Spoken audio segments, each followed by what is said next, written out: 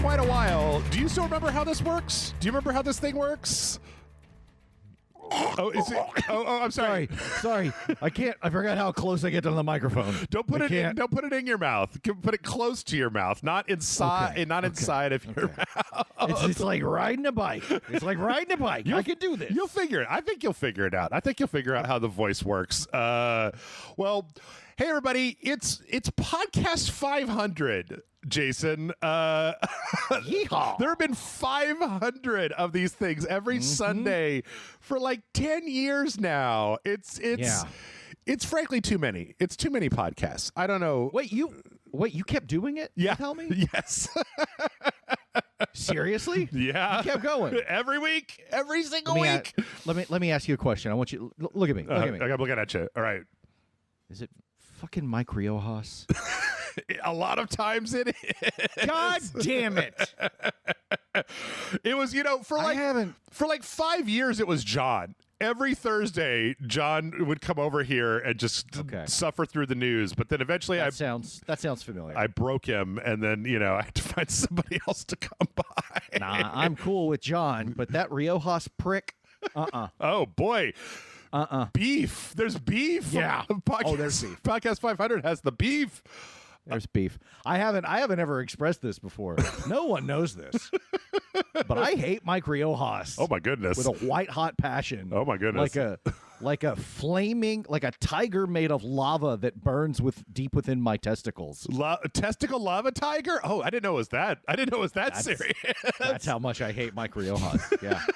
I had it at like chili pepper banana dog, but let me raise it up to testicle lava tiger. Like testicle lava tiger is definitely what it is, and it's because one time on one of us there was a Spider-Man trivia thing, right? And I was in it. I was doing pretty good. Bo was there, but Bo's very talented at that, And I was doing okay. I wasn't knocking them all out of the park, but from the fucking peanut gallery, he wasn't even participating. There was Mike Riojas, Mr. All Up on Spider-Man's jock, answering questions that I got wrong, and I was like, "Oh, okay. Well, he's got to die." He's on the list. He's on the list. He's on the list. Oh, by the way, he's on the list. So there it is. I declared the fatwa against Mike Riojas. Excellent. For his Spider-Man knowledge. I think this whole thing has kept me from doing the normal intro. So welcome back, everybody, to podcast number 500 here on RageSelect. I'm Jeff. I'm Jason. Mike Riojas is no longer with us. I was actually thinking that it's kind of apropos that you're here for podcast 500, because do you remember that, like, when we first started up RageSelect, I know it's hard to remember, but like the first thing that we did, like within the first month or two that we had started the website, was we went to E3. We did all those E3 podcasts from LA, and now we've got Summer Games Fest that happened this week. So that's cool. Are you going to post the footage of me doing the GoPro walking through all of E3?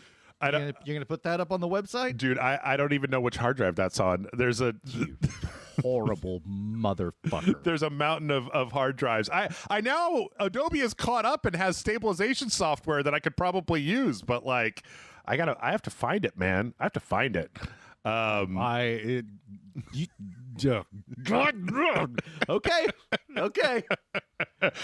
Yeah, no, that was a fun trip. I had a good time. That was a really, really good one. There were just a lot of memorable things about E3, and is there even going to be an E3 this year? No, they canceled it this year. It's gone. They did cancel it, right? Yeah. And like Nintendo and Sony, they're not doing anything official. Microsoft has a thing that they're going to be doing, but like, I think everybody just realized finally, like, hey, we don't need to fly to LA. We could just make our own thing in our living room, and then like, here it is. But E3 was cool. Yeah, man, it was so neat. I'm so glad I got to go at least once. Because I always wanted to. CD Projekt Red tried to give me a beer at 9 o'clock in the morning when I went to go see The Witcher 3. You probably needed it after you fell down the steps. Oh yeah. I twisted my ankle on day one of E3. It was terrible. There was a day, Ragers, There was a day when I had to go solo to E3. Jeff's leg was hurt, or his ankle was hurt so much, he could not go to E3. Jeff did not go to E3. Yeah. And I was like, okay, well, I thought I was going to come home to like some sort of Civil War surgery in the living room. I thought, well, this is going to be bad. And Jeff skips E3. Just cut it off. Just cut it off. I'm going to glue a table leg on there. That's right. Yeah. And you got attacked by a Black Widow spider. Oh, yeah, that happened too. God, I've forgotten about that. I totally forgot about that. What's weird is that you got to know that it was a pretty bad injury, because when I do go to E3, the 2 times that I've gone there, as soon as I stepped into the LA Convention Center, I have a shameful secret, Jason. When E3 is happening, or actually, I don't even know if it's shameful because it's not like I did it on purpose. We could see it through your pants. It's not a secret. No. You know how people are like, oh my God, the bathrooms at E3 are terrible. I wouldn't know, because my brain gets so saturated with video games that it just shuts off all like autonomic functions for the entire day, and it doesn't matter. I didn't go to the bathroom once the entire 3 days I was at E3. So I actually just find one of the I find where the developers for Dive Kick are over in the little indie area, and that's where I go pee.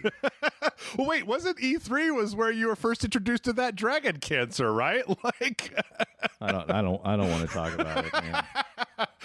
These are some deep. I feel like there's people now watching RageSelect that have come in new enough that they're not going to have any idea what they're talking. There's probably some They people don't even know who I am. They probably don't even know who you are. Oh my God! Like, how dare he threaten Mike Riojas? Mike Riojas is the cornerstone of RageSelect. Not anymore, motherfuckers. Not anymore. Jason busts through the door and takes over. Well, let's see. We do have a lot to get through today, so we should probably get into this at some point. But usually before we start doing this, we talk about like movies or TV shows or games we've been playing, like something that can make me make a clickbait thumbnail that's not just like a picture of a game console every week. Well, I mean, can you guess? Can you guess what video game related or what have you pop culturally is going on in my life right now? Is it Spider-Verse or Jedi Survivor or Warzone? It's Diablo.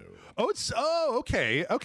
Yeah, got me out of Call of Duty. Okay. How are you enjoying Diablo 4? I kind of looked at it and thought, I don't know if I'm into Diablo 4. Like the weird static overworld. I tried playing a barbarian. It was really boring for a while.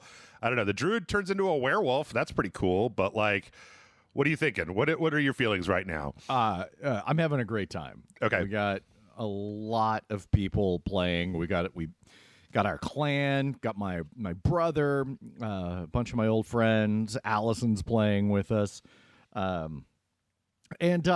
it's huge. It is at its core, on the surface, just Gauntlet, right? Where it's just elf needs food, and so you can play it at that level where you just kind of run around. Yeah, this helmet looks cool, sure. Button mash and kill monsters with your friends, or you can get deeply into one of the many customization mechanics where it's like, oh, I'm gonna focus on getting cool gems or enchanting, and I think there's enough variety in it that I'm playing a necromancer right now, but it feels like if I play all the way through with this necromancer, I can play another round with a completely different necromancer build. And I think it would be interesting enough to keep me hooked. I think it's I'm having a great time with it. It's really robust and big. I really don't have any complaints so far. Okay, cool. Let's see. I'm trying to think. I've been trying to figure out where I want to go next because I finished the new Zelda last week. I finally just was like, I like 60% of the world done. I was just like, fuck it. I'm starting to lose interest. I got to finish it. It was good. I liked it quite a bit. I really envy people who want to play the same game for a long time, because like no matter how good the game is, except for like Hitman and Elden Ring, except for like my favorite games of all time, like there inevitably comes a point where I'm just like, I'm starting to get tired of this. I just want to play something that is not this. And so I finished up Zelda. It was good. I enjoyed the hell out of it. I think that like if you are a person who just has a Switch and wants to buy one $70 game that you're going to play for the rest of the year, like, yeah, like there's totally enough in that game to just every weekday pop on for an hour and do one more thing, do a quest, get a Korok, explore the depths, do whatever. But actually what I really want to talk about is it's last night I watched a movie about a guy that gets spider powers and has to fight a huge evil monster in order to find out the true meaning of his life. Jason. That sounds stupid. I watched Renfield with Nicolas Cage. Yeah? How was that? I'm curious. It was pretty good. Like, man, listen, 10 years and we're talking to you and stuff, like, do you ever get the feeling when you watch a lot of movies where you start to watch a movie and you're like, that was a pretty good movie, but like, man, they should have just had like a scene that did this, and like that character probably could have been cut and you could have expanded a little bit here. Like start just like critiquing a movie. It was fun. It was incredibly gory. The first half was like a really good setup. It kind of turned into more of like an action movie at the second half. Interesting. Which was fine, but I kind of liked the idea of fighting this ancient evil with the support group affirmation stuff. Like, I thought that was an interesting take on it that kind of fell by the wayside. One thing I didn't know about it was that, like, Ben Schwartz is in that movie. He plays like a mobster bad guy, and like the romantic lead is that Aquafina lady from Iron Fist, and like the trailers. Shang-Chi. Oh, Shang-Chi, yeah. Which was basically Iron Fist. Yeah. The trailers just showed what's-his-face and Nicolas Cage, but like there were a lot more people in there, and it was all over the place. And I think that this weekend they're putting it on Peacock. So if you got Peacock, you just watch it there. Oh, neat. I have been wanting to see it. We actually finally saw the Dungeons and Dragons movie, which I thought was a lot of fun. It was goofy and I liked it. I thought it was cool. It had a lot of I know it violated some rules, and she wild shaped into an owl bear. You can't do that. Whatever. Shut up. But God, I saw Zaz Tam in a movie. I never thought I was going to see the Red Wizards of Thay in a film. That's awesome. And it was just really cool getting to see. And Allison and I watched it, and she pointed out how exciting it was to just hear people in a movie talking about the Sword Coast or Baldur's Gate, like just Baldur's Gate. Name dropping Baldur's Gate. Yeah, and then they go to Neverwinter, and I was there for it. It was great, with the cameo and all that. It was very the cameos of the original kids from the cartoon, which I'm a huge fan of. It was a hell of a lot of fun. It is very much like, I think Guardians of the Galaxy. This is a post Guardians of the Galaxy movie, where it very much felt like this is what James Gunn hath wrought, Sure. Where it's, no, we can do silly and we can have lots of monsters. They had a ridiculous looking tabaxi standing on the docks petting, and it looked like someone, like a furry. It looked like someone wearing a big cat head. And it was just like, yeah, whatever, it's cool, I'm here for it. Yeah, no, I thought it was good. Well, I tell you what, let's jump into this stuff because we got a lot. So Summer Games Fest, I think right now is about as close to E3 as we're gonna get, and we're kind of gonna zip through. I want to do this one kind of like we started up kind of a new policy here when we're covering like big conferences like this, Jason, where it's like, if we don't have anything to say about a thing, we might just kind of gloss over it a little bit instead of like forcing 5 minutes worth of like, I don't know, it seems like it's okay. I'm probably not going to play it, but like, it didn't give me cancer. That sounds good. I'm glad I won't be forced to speak extemporaneously on some things where I'm just kind of, okay. Yeah. That looks like a game. Yep. Next. Well, they started out, what was really interesting with, oh God, I have such mixed feelings about this Prince of Persia, The Lost Crown. Like, man, Jason, I swear to God, on its face, this thing looks really good. It looks like a Prince of Persia, Metroidvania. It's got some kind of like, I like the art style. It's kind of Phoenix Rising. Like the gameplay looks like it's like 2D side scrolling. Prince of Persia hasn't gotten a lot of love, and I feel like this might have been something that they were making to like coincide with the Sands of Time remake that got like canceled and shuffled around. And this is such I hate it. What?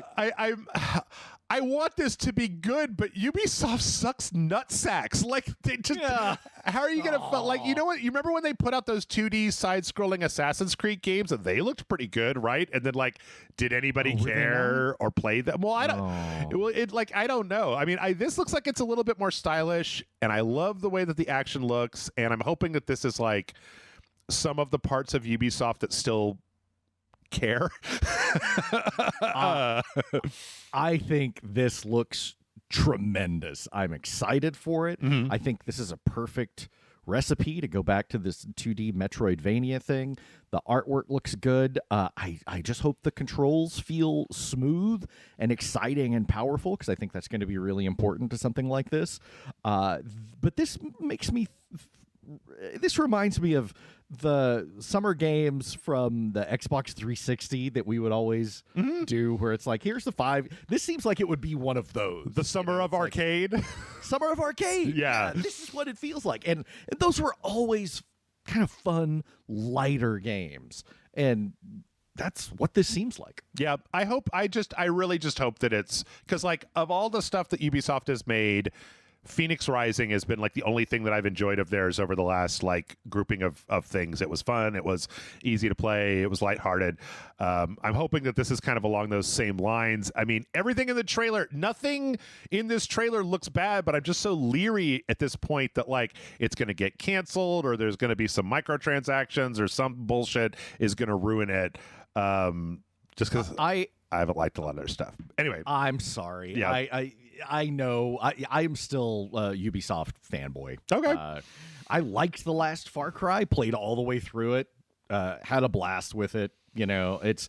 I still think, they often have missteps with, you know. Sometimes they were grinding out Assassin's Creed and it was just trash. But then they come back and I liked Valhalla. And there's still some other stuff that's on my to playlist, and like the vast Assassin's Creed universe. So yeah, I'm still into what Ubisoft's doing. Cool. We're gonna find out more about that at Ubisoft Forward, and it's actually got a release date of January of next year. From there, we got probably like I always loved it back when E3 used to do this, when it was like, we're just going to put the thing that you want to see at the beginning as opposed to making you wait for all this stuff. Right. Mortal Kombat 1 was announced like 2 or 3 weeks ago, and they showed the first kind of gameplay and story trailer. Man, oh man, Jason, I don't know if you've been keeping up with what's been going on in the goddamn insane world of Mortal Kombat. Not really. I mean, I know that this is like this one is going to be a new timeline, restarting everything. But that's really all I know about it. I'm wondering, because I see, you know, the new Street Fighter has come out and everything, and with fighting games, it just feels like there needs to be a new. Like, what should fighting games be like now? And we're still seeing iterations on the same thing with a few, you know, little flourishes. But it's like, don't we need something to take fighting games, like, into the next generation? Because I haven't really seen anything yet where I thought, yes, that's what it is. That is the evolution. I mean, I guess it kind of depends, right? Like, you'd probably have to start building something from the ground up. The thing is, when I watched this, it was like, this reminded me an awful lot of the last Mortal Kombat, of Mortal Kombat 11, and I got no problem with that because that game had a redonkulous story, a ton of great DLC characters, and played really, really well. I do think, though, that they're setting themselves up because of the timeline reset. It's like Liu Kang is now the Raiden character. He's like the Lord of Fire instead of Raiden. Like he basically inherited all the time magic at the end of the last game, and he set himself up as basically like the new guy putting together the tournament. And now, like, because there's places in here where we see young Raiden, like Thunder God Raiden, and also it seems like Scorpion and Sub-Zero. Yeah, like that right there is Raiden. Like that's Raiden in this universe.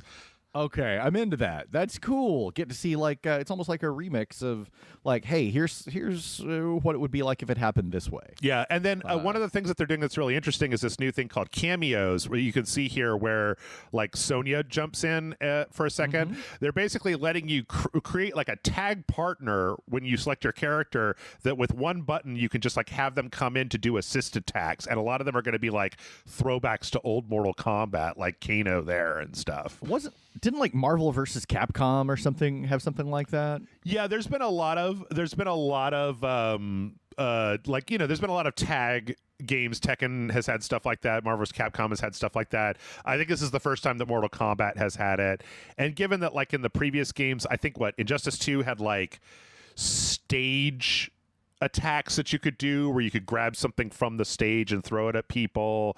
It's kind of one of the ways that Mortal Kombat, I feel like, has its own sense of personality because the stage, and in this case the cameos, give you like one more modifier to really like customize what you want to do.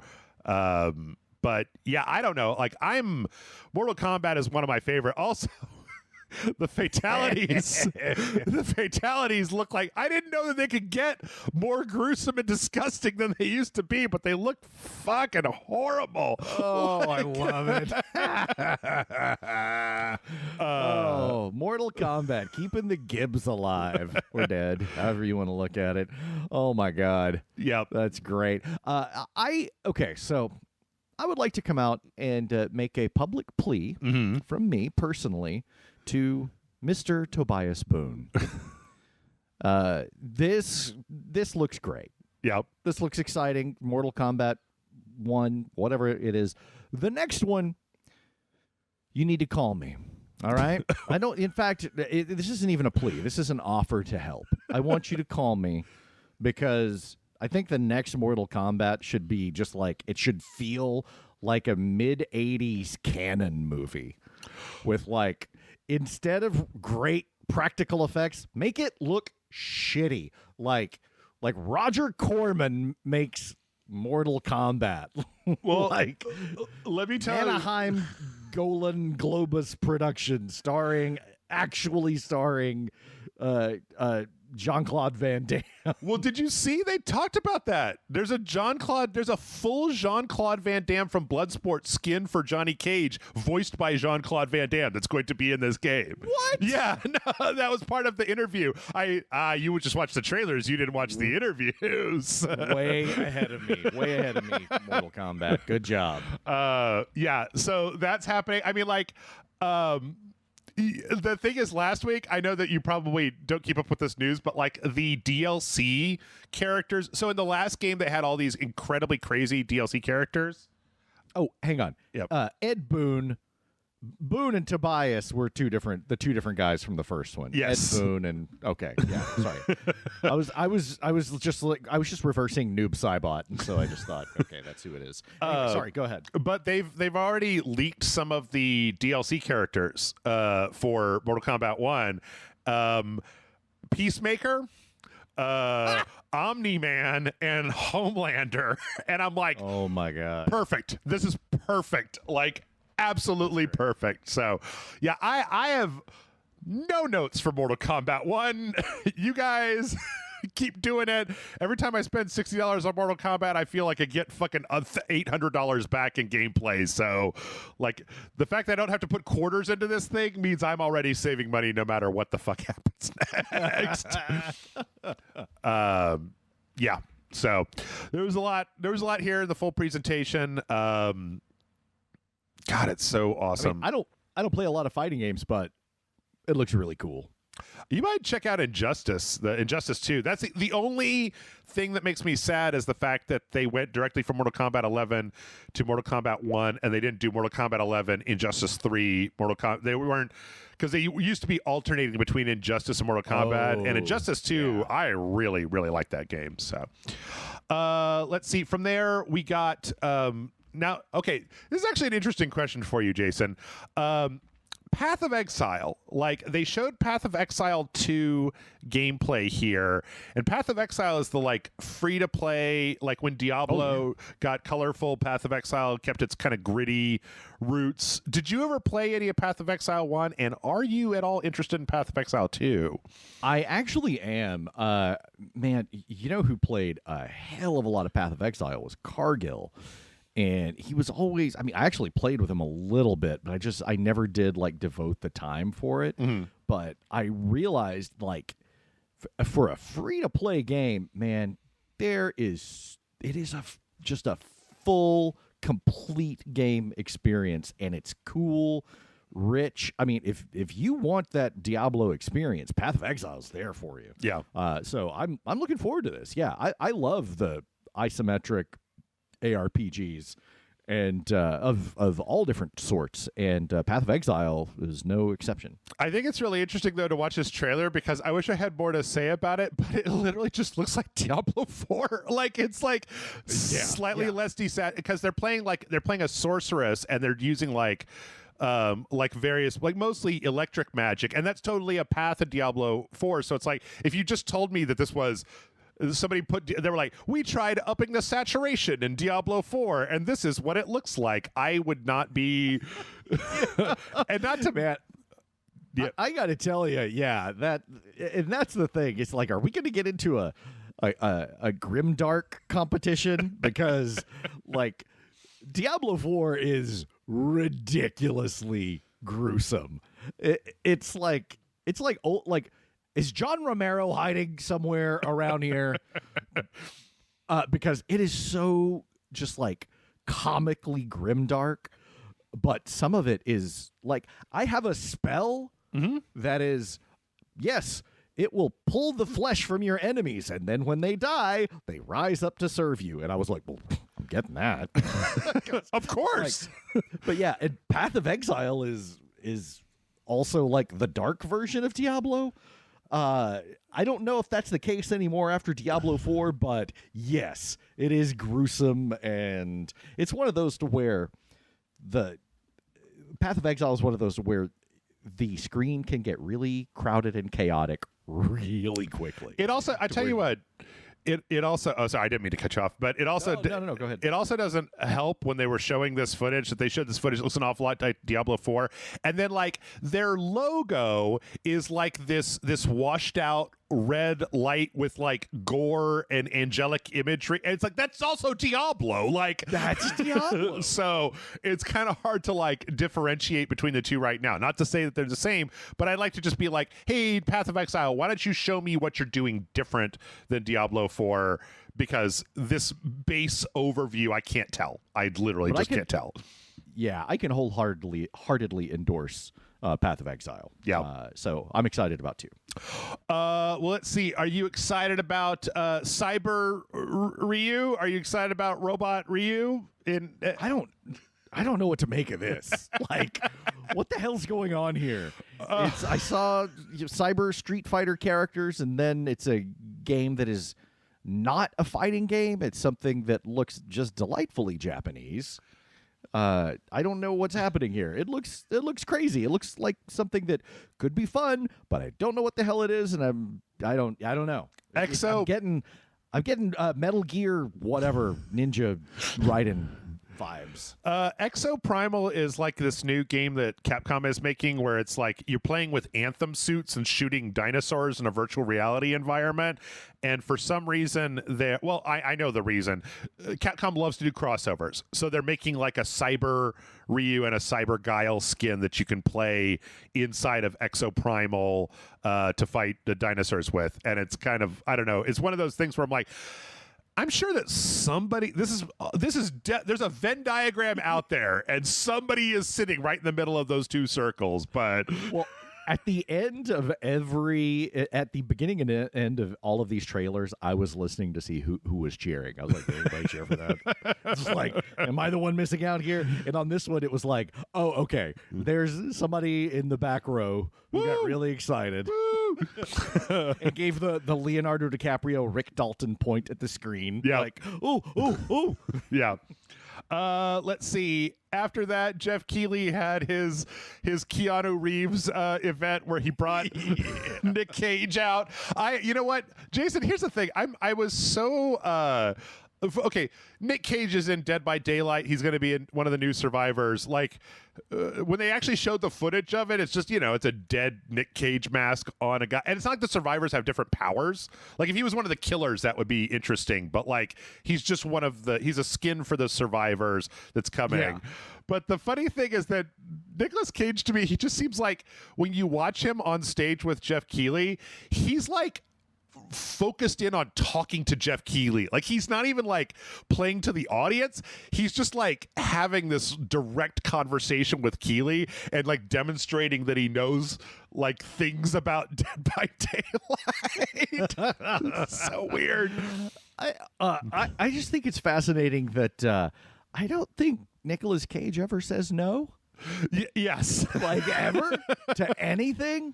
He probably just like holds his fingers up in the air like he just did a line of coke, and it's just like, fuck yeah, let's do it. Okay. Yeah.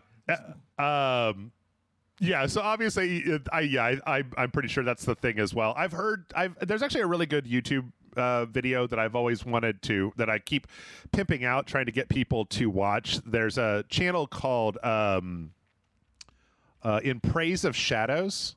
Yeah. Mm-hmm. And they have a really good video about Nicolas Cage that's called In Defense of Nicolas Cage, and it kind of goes over his whole career. Yeah, I was curious about that, and then I was like, "Oh, but it's 3 hours long." Yeah, I'm not that curious. And basically, like, it seems like at a certain point, Nicolas Cage just started leaning into it. It was just like, "Yeah, man, I'll do whatever as long as there's a paycheck involved.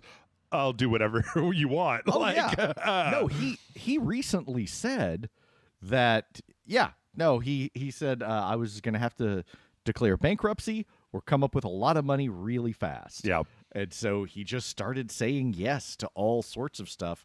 And I guess Dead by Daylight's part of that. Yep. Hey, if those guys got the money to pay Nick Cage, you want Nick Cage to be a dead-eyed doll in your game, that's fine. And it's like he was in that Willy's Wonderland movie. Yep. And I just wanted to say, if you'd waited, they probably would have put you in Five Nights at Freddy's. And like, you wouldn't have had to get the Wish version of Five Nights at Freddy's. No, dude, I love Willy's Wonderland.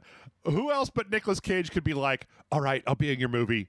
No lines. I'm not doing a single line of dialogue this time. Right around it. I don't even care. Whatever you got to do. No lines. All you get is Nick Cage drinking soda, playing pinball, and punching stuffed animals in the face. Yeah. Let's see. From there, we got the season 3 of the Witcher Netflix show. Jason, are you watching this thing? Do you care about the Witcher? I kind of fell off after the first season. Like, second season gets better. Oh, okay. It's fine. It's it has its issues. Overall, it's cool. I'm glad I watched it. Okay. But I feel like there's a lot of missed opportunities there, and it didn't. From what I understand, it didn't feel terribly faithful to anything, which made a lot of people mad. Mm-hmm. And first season, the broken chronology of it, they just didn't work for me. And then second season was cool. I thought it was better. It was a little, I don't know, that for some reason I have difficulty in this show keeping track of who all the characters are. Okay. The second season was cool, but I'm not super excited about it. We've seen a spate of fantasy shows lately, and a couple of them are really good. And unfortunately, I don't think this is one of the ones that's really good. Okay. I personally, I don't know. I fell off, and I've just decided that like The Witcher seems like a fine property that just isn't quite for me. Like there's something that's keeping me from getting. I've tried playing the game a bunch of times. I've tried watching the show, and it always just comes off to me as just like it's fine. And like I know the reasons why the game is good, and like okay, that's cool, like no problemo.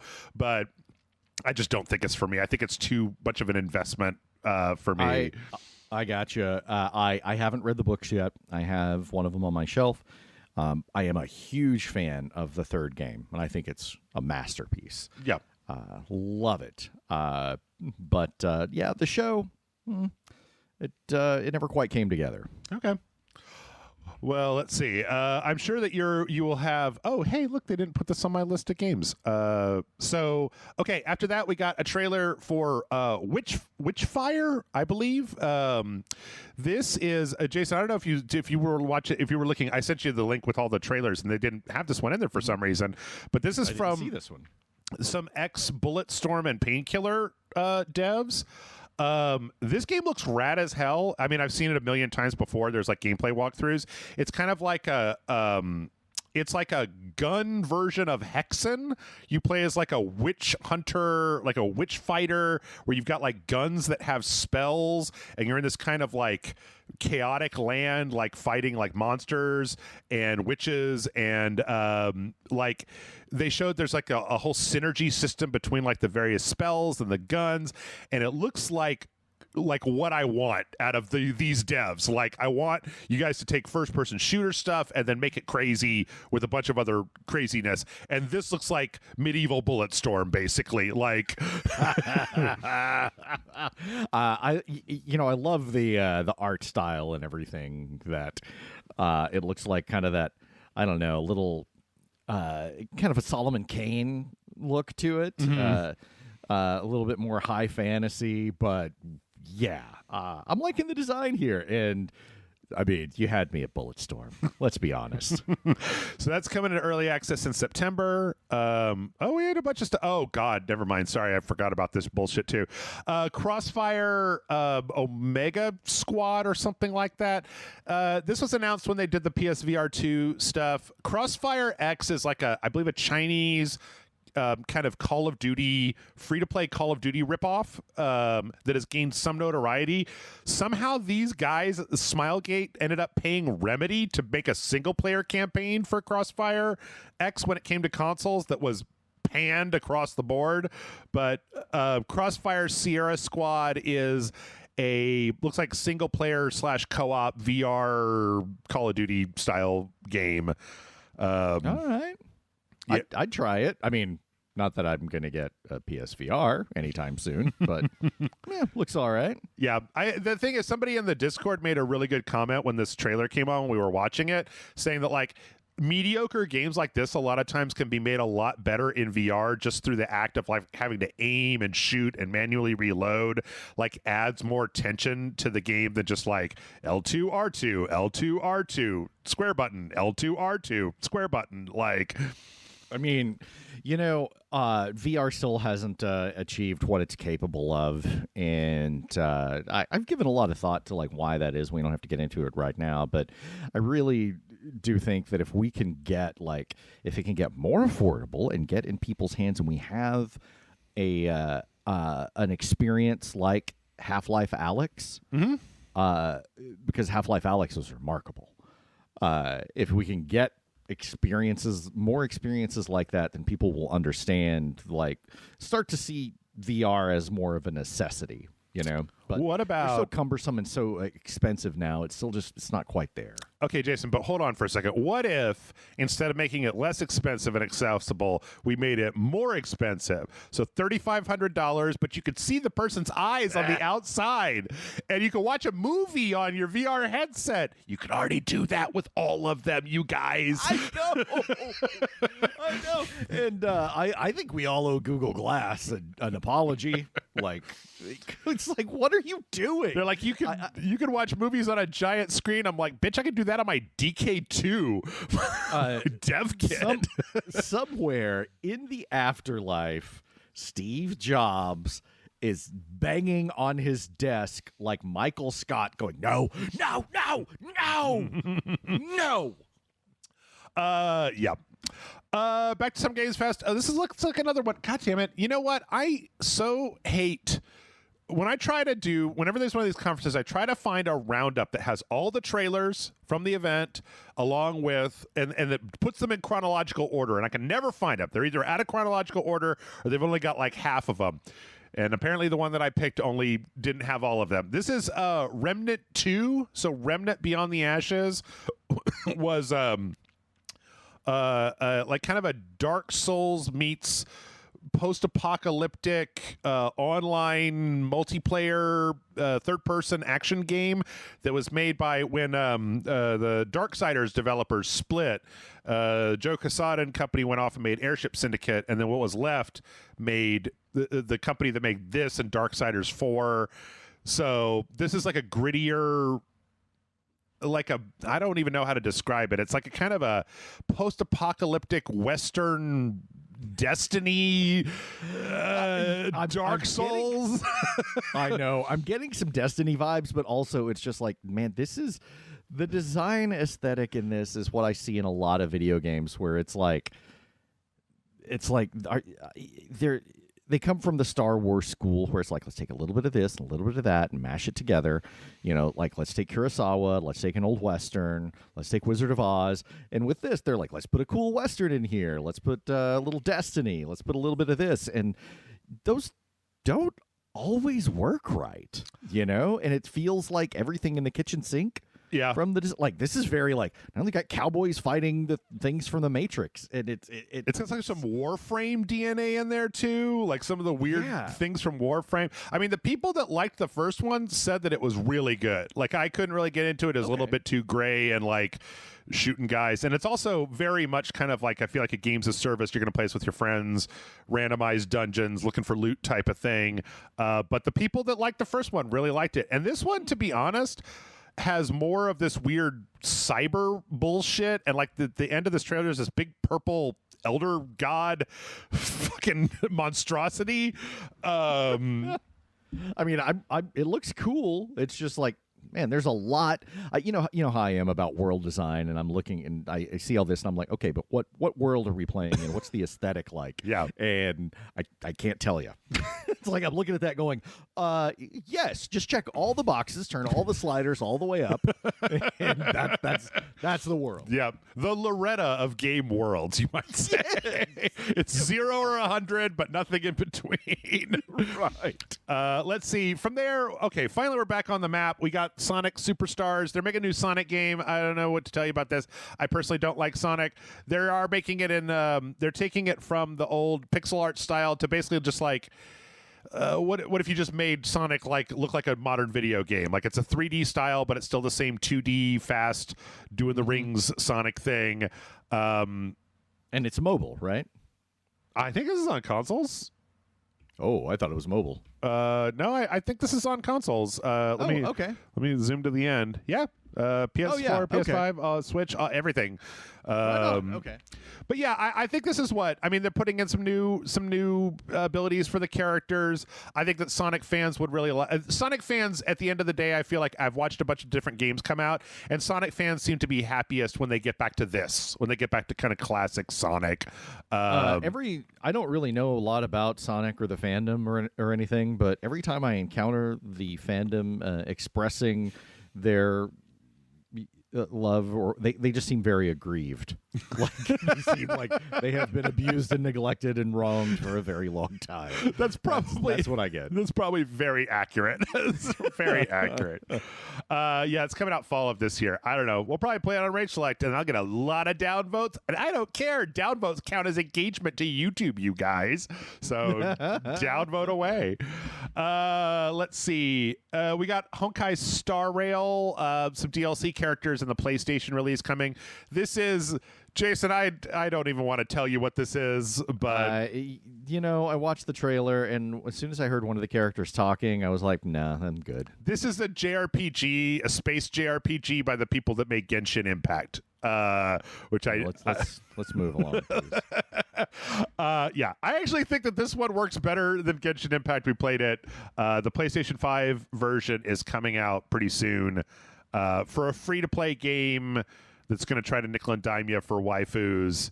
I don't know. This one's at least colorful. So great. Next game. What's up? Let's see. Liza P has been. Oh, this looks cool. Yeah, I've been waiting for Liza P for a long time. It's basically Bloodborne with Pinocchio. But I was telling people before, one day I sat down and read the Wikipedia synopsis of like the book Pinocchio, like the stories in the book Pinocchio, and like they put maybe like 2 or 3 of those stories into the movie, into like the Disney movie, but like Pinocchio does some whack shit, man, like in that original book. Like, it'd be like, oh, Pinocchio went to a farm, and the farmer, like, mistook him for a seed and planted him in the ground, and then he made a deal with a badger for the blood of an elf that he had from a previous adventure, and then that badger turned out to be the mother of the farmer, and she entreated him with all of her heart to dig up Pinocchio, but Pinocchio had already turned into a tree, and so they had to cut down the tree and carve a new... It's shit like that. Like, that's not one thing that happened, but it's shit like that in the original book happens, because it was just that like unhinged 1800 fairy tale nonsense. I thought you were gonna say he like started an MLM or something. So I'm hoping that this really ties in, because we've seen like in this trailer, there's a point where they show Jiminy Cricket. They have this giant submarine that looks like, it might be like in the belly of a whale type of thing. I feel like there are references to Pinocchio's stuff in here, like the Blue Fairy.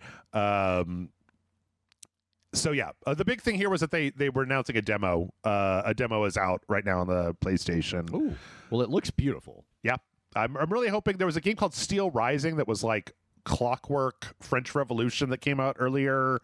Oh yeah, this year that was kind of so I'm hoping this one does better than that. But every time somebody tries to do the Souls thing, I don't know. I prefer, Jason, I prefer the name brand stuff. I don't want the house brand Souls game. You don't want the Dharma Initiative version of Dark Souls? Yeah. We've got Dark Souls at home. We got Bloodborne at home, and this is the Bloodborne at home. Like, I don't... Yeah, the box just says Souls-like in plain font. Yep. It also got a full release date, September 19th of this year. So... Let's see. After that, we got... I was doing something... Oh, no. I know what this is. This is Sandland, which is... Yeah. So, do you recognize the art style here, Jason? This looks like Dragon Quest art. Yes. Okay, so Dragon Quest or Dragon Ball is... Toriyama is the guy that does the art for that, Akira Toriyama. And he...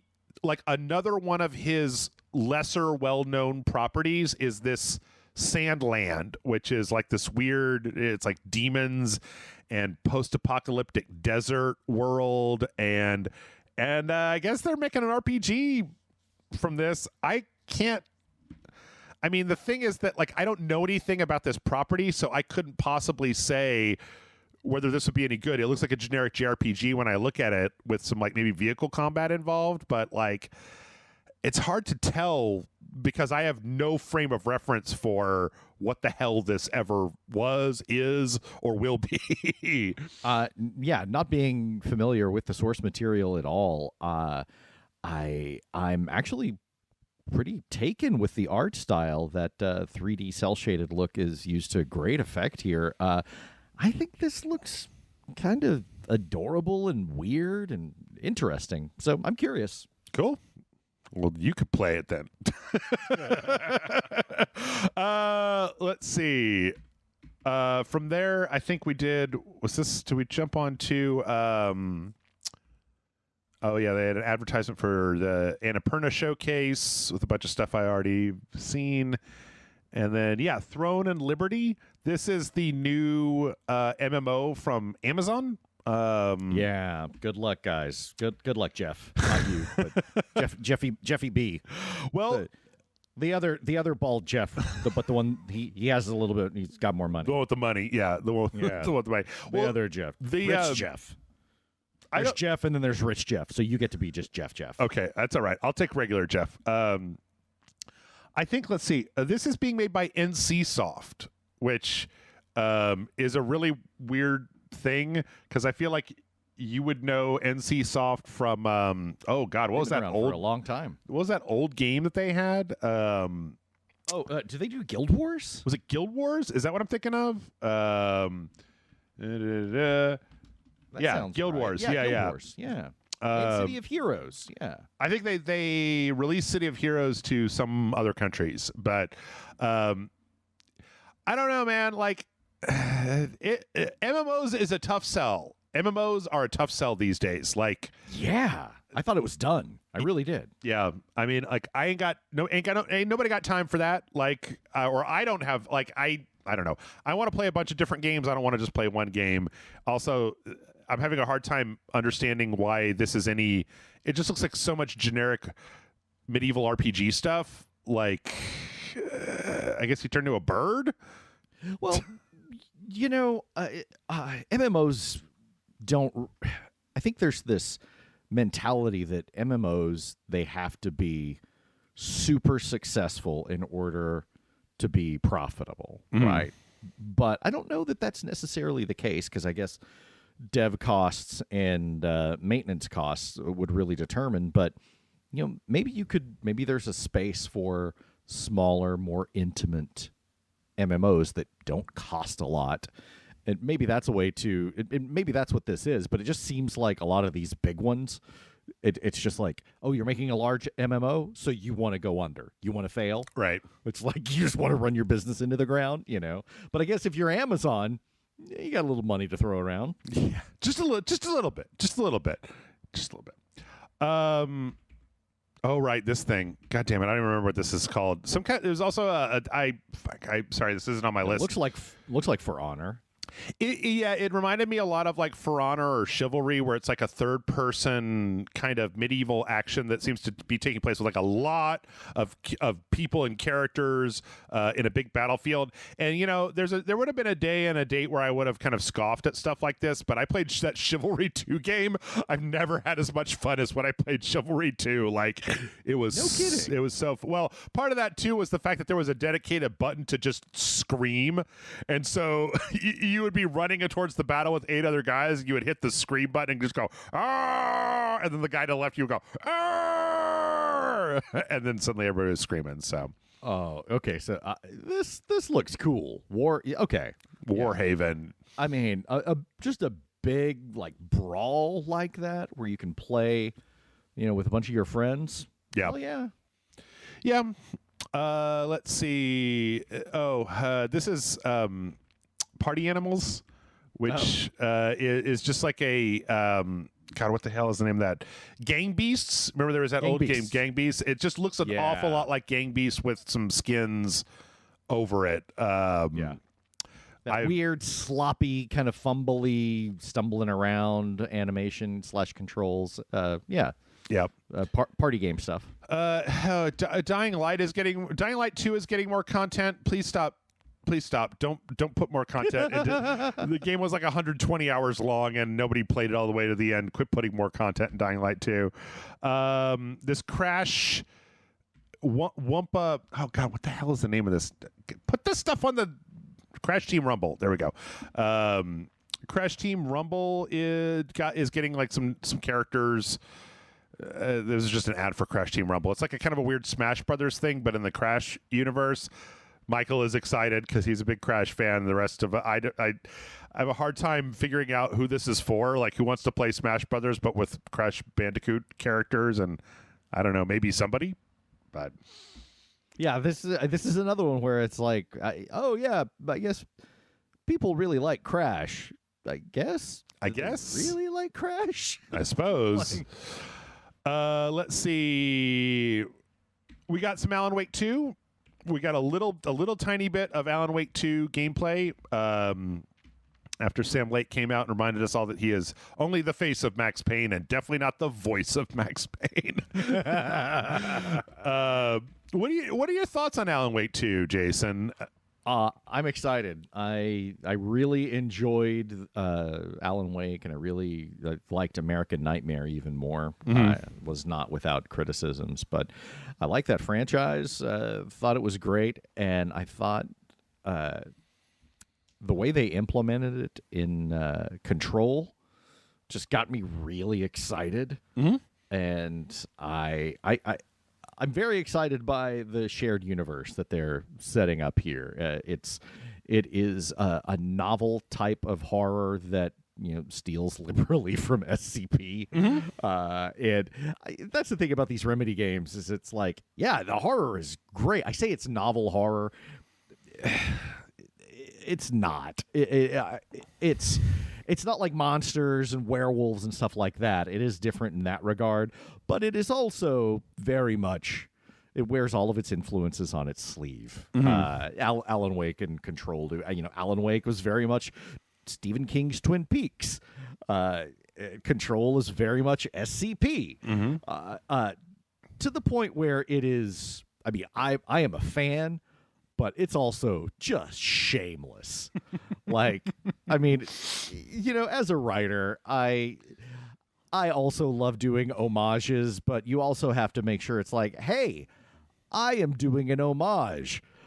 But it's like, man, I hope somebody wrote the SCP Foundation a big, nice check for making Control, because a lot of this stuff is just, they're just like combining other IPs, but it's really cool. I really like it. Because you would know this better than I, probably in all ways, but not to be contentious, but you could make an argument saying that the SCP, the entire SCP wiki is basically just like X-Files after action reports written in a very specific style, right? Like we're gonna come up, we're gonna do that. So but I do take your point, because I really do think that to me, I look at it and think that Remedy was like, hey, are any of you SCP guys gonna license this out to an actual video game company to make an actual video game and not just some indie itch.io project? And they were like, well, no, it's open source. And they were like, cool, I'm gonna open source it and then change it, and I'm gonna file the serial numbers off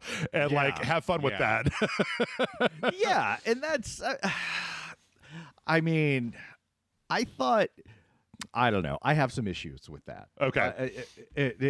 I'm very much like, man, come up with your own ideas. But then again, I do like playing in other people's sandboxes to some degree as well. So yeah, it's like, I get the temptation, but also it's like, man, you got to dress it up a little bit more. So what do you think about the fact that we've got a second protagonist in Alan Wake 2? Because the footage that they showed is this very brief snippet of this FBI agent fighting kind of one of the darkness people and then finding some crazy shit. I do think it looks like, I'm glad to see that I think Remedy has finally gotten their feet underneath them, where with Control, at least, I didn't have any real complaints to speak of with that game. I liked the way that it moved and it shot and it did stuff. And it looks like, I like the very clean UI that we've got going on down here in Alan Wake.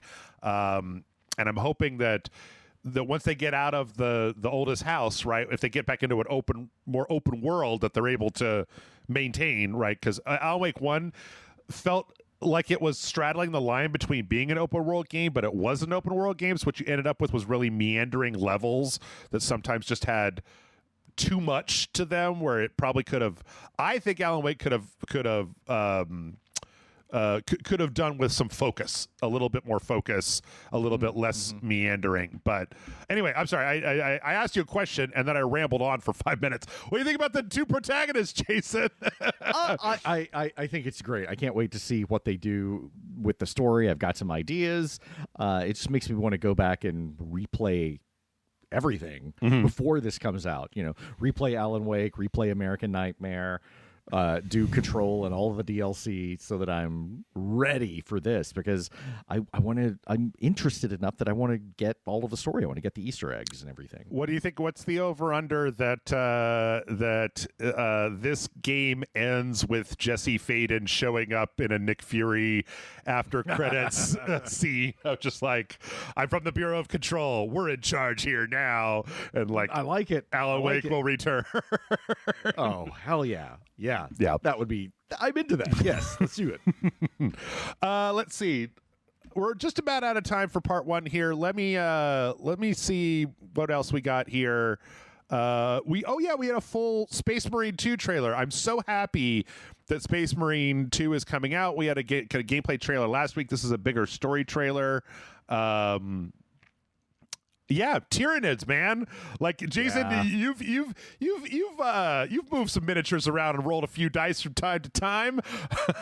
I have indeed played some Warhammer 40K, and this looks awesome. I think Warhammer's a fantastic world, and you get to explore that rich, ridiculous, brutal mythology of this grimdark future, and it's cool. I mean, they have been working on it for years, so it is there is a lot of lore to explore. It looks cool and fun. You're playing a Space Marine, just kicking alien ass, and you get to do all of this without having to do all of the goddamn math of the TTRPG.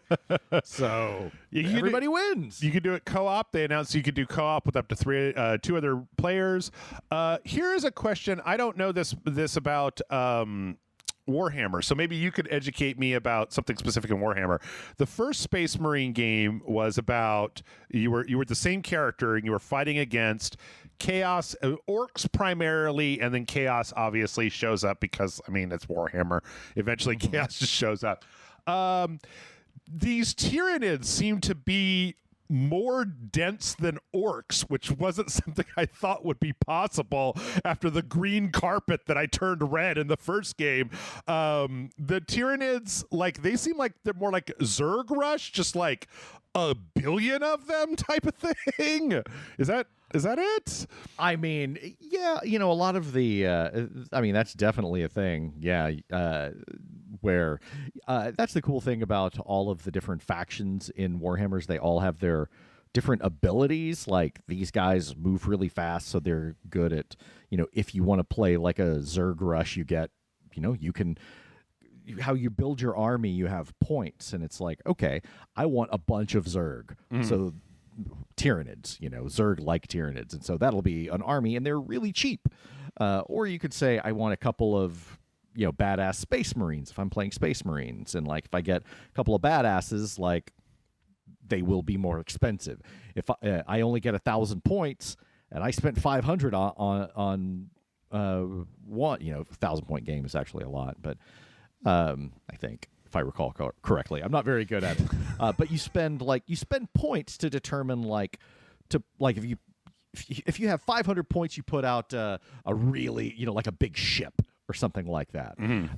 You spend 100 points and you can put out this guy on a motorcycle. My scales are completely off if you're a fan of the game, but yeah, that is a valid, I think, a Tyranid technique is that you basically do a Zerg swarm. You just put a bunch of cheap units on the board and send them. Okay. Well, you know what? Before we wrap up part one here, I wanted to end on something big, and I'm really interested to hear, Jason, your take on John Carpenter's Toxic Commando, which appears to be Left 4 Dead versus cyber zombies with cars. Like, am I? Yeah. What? I mean, when I heard John Carpenter's name was all over it, I know he's a big video game fan, and then I saw this trailer, and I was like, oh, we're still doing zombies, huh? Okay. We're still, okay. Well, this just looks like, hey, AI, can you make a game that summarizes the last 15 years of video games? There we go. But what do you? I mean, I guess the question is, like, I don't feel like I've seen this particular set of Mad Libs all lined up, where like there's a big driving component and an open world get from A to B component, along with the 4-player killing a bunch of zombies component. So like usually when you're doing Left 4 Dead, it's in like you have like a level, you guys are on foot type of thing. Whereas the thing here I think is more interesting is that all the trucks and turrets and kind of driving from place to place stuff. And I was just curious if that, I don't know. I know that when you play Battlefield, you go for the Jeep. So I wasn't sure whether like Left 4 Dead with Battlefield tanks is like. Well, when you put it that way, the devil wheel will be coming. I mean, John Carpenter put his name on it. I'll be there. Okay.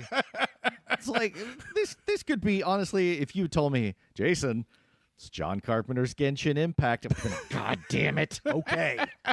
Fine. Good to know. Good to know.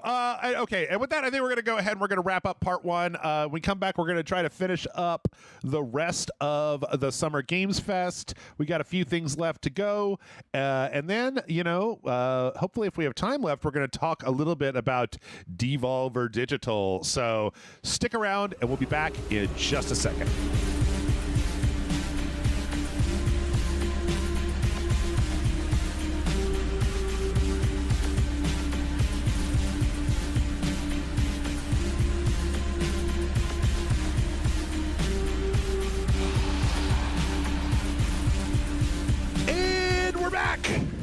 And Jason, there is much more Summer Games Fest. Well, there's some Summer Game Fest left to go. I don't know. We're in the downhill stretch here. Another kind of surprise thing here was we got a new trailer for Baldur's Gate 3, along with an actual release date out of early access. Have you been following the Baldur's Gate 3 stuff? Bits and pieces. Was there some controversy? Because this is not BioWare. Which is fine. This is somebody else. But what's going on with it? Well, I mean, was Baldur's Gate 2 BioWare? Because I thought that was so long ago. I think that might have been like, well, here, let me just see. What is? I could be misremembering. I honestly don't recall. It's been so long. Oh no, yeah, that was BioWare. That was published by Black Isle. It was so long ago. But like, no, when they brought it back, it's Larian is doing Baldur's Gate 3, the Divinity Original Sin 2 guys. Which great, perfect. Yeah, perfect fit. So yeah, they had some. I don't know. Everything here looks good. It looks like. It basically looks like the best Dragon Age game I've never played. Yeah, I mean, it's going to be interesting because the first two Baldur's Gates were the ones that would download them. It's like, I'm going to dive in, play them a couple of times, and then never go back to them. Mm-hmm. They're so dense, and they've put them out on everything, on iPad and all that. So I'm wondering, and those were also like not 5th edition, right?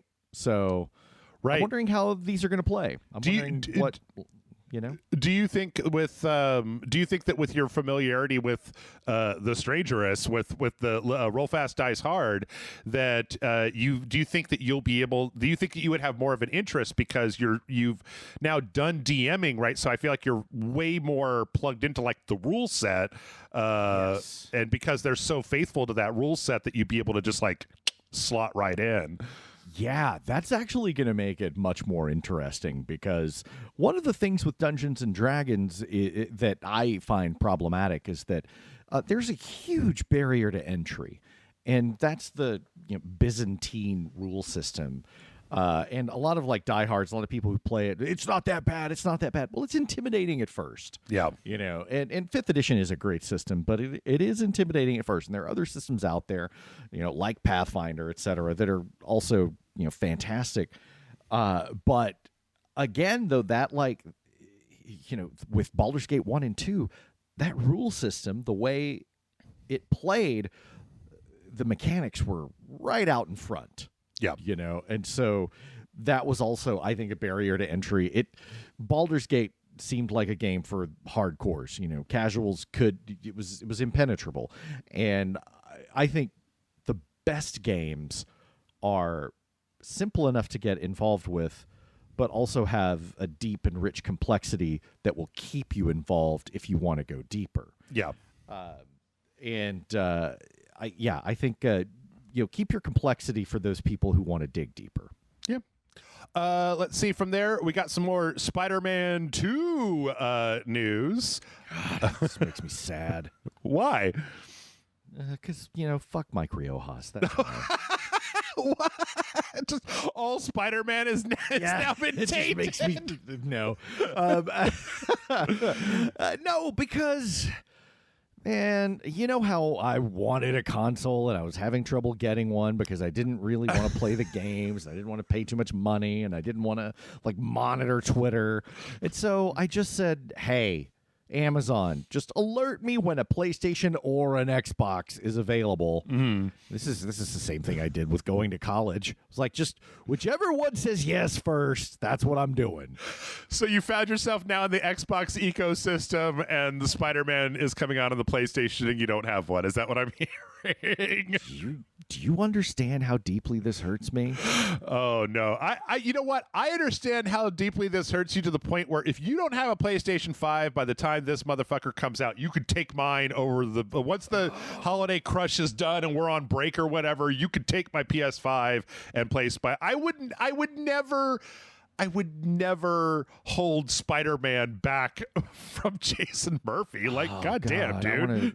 Do you want like a foot massage or something? Because that's on the table. You say the word, man. I'll give you a little petty, whatever. I'm not even gonna say a non-sensual foot massage. Oh my goodness. Yeah. I'll put on some Algreen. I'll light some candles. Put on I'm gonna need you to wear like a Venom costume, and then I want you to channel a bad Eddie Brock Venom from those horrible movies, and then give me a Venom foot massage. That's what I want. So lots of tongue, you're saying? Yes, exactly. Yeah. Exactly. Done and done. For you, I mean, I act like you had to negotiate me into this position, but let's be honest, I'm all the way in. The big thing here was that we found out that it's coming out on October 20th. So, which actually, I don't think we actually said it, but Alan Wake 2, October 17th. So Alan Wake 2 okay. and Spider-Man 2 coming right up against each other. So, but yeah, not much more outside of what they've already announced. What are your feelings about that we're doing the whole? Because I assume that you watched the PlayStation reveal that had all the footage of this. I did, yeah. It seems like we're doing the whole like the whole symbiote story, not just like there's a symbiote and now there's a Venom. It's like, no, we're doing the whole Peter Parker gets it and turns into a jerk off, and then like he's got to tear it off on the top of a church or whatever, and then it like goes and finds somebody else, that kind of thing. I mean, what version of the symbiote is it? It's unfortunately no one has adapted Secret Wars, like you see it in the cartoons and stuff. But right. It's like, this. I think this is like an Oscorp thing or something he was using because he refers to like Harry being sick in this. So there's some build up to Harry as the Goblin or something, maybe. I mean, since this is an alternate universe, we don't know what's going to happen exactly. But they reference the Lizard because they reference Dr. Connors, and then the Lizard is in some of the trailers. Yep. And Kraven is in it, so exciting. Yeah, very cool. Good stuff. Yeah, some lesser known. Kraven the Hunter, I feel like just hasn't gotten a lot of play in either the movies or any of the movies, really, the Sam Raimi ones or the Marvel ones. So well, they've got that Aaron Taylor Johnson starring Kraven the Hunter movie on the way. Oh, right, like the Morbius one and the Venom one, like from the crap studio that brought you a bunch of crap. Here comes more crap. And apparently, what I heard, I don't know if this is true, but I heard it was going to be like super violent and rated R. Great. Wonderful. That'll do it, Sony. You geniuses. So now I'm just like, man, I want to have like an alt MCU watch marathon where I start with like the Spider-Man TV show with Nicholas Hammond, or the Captain America movie serial, and I just watch all the Fantastic Four movies. Sure. Punisher, Dolph Lundgren's Punisher. Yep. Yeah, the Nick Cage Ghost Rider. Yep. The Ben Daredevil. Affleck Daredevil. Yep. Yeah, Daredevil when he showed up in Incredible Hulk with Thor. Just consume all of that and then make my way up to Venom. Let There Be Carnage. Yeah. Morbius. Yeah. It's all like it's like the MC Suckiverse. It's like an entire dark reality of just garbage. Well, speaking of a dark reality of garbage, this one wasn't on the list, Jason, but you must know about Pow World. Have you seen Pow World? No. Okay. What's happening here? Pow World is Pokemon, except that the guys that made Pow World decided that what Pokemon needed more than anything was giant machine guns. So it's Pokemon, but you're like shooting machine guns at the Pokemon, but everything else is just like off-brand Pokemon, but also there's machine guns and like rocket launchers and just utter carnage. Okay, on the right track. I like it. I want the ability to hunt Pokemon, a game where you hunt Pokemon, and it's all like, but it's a cooking game.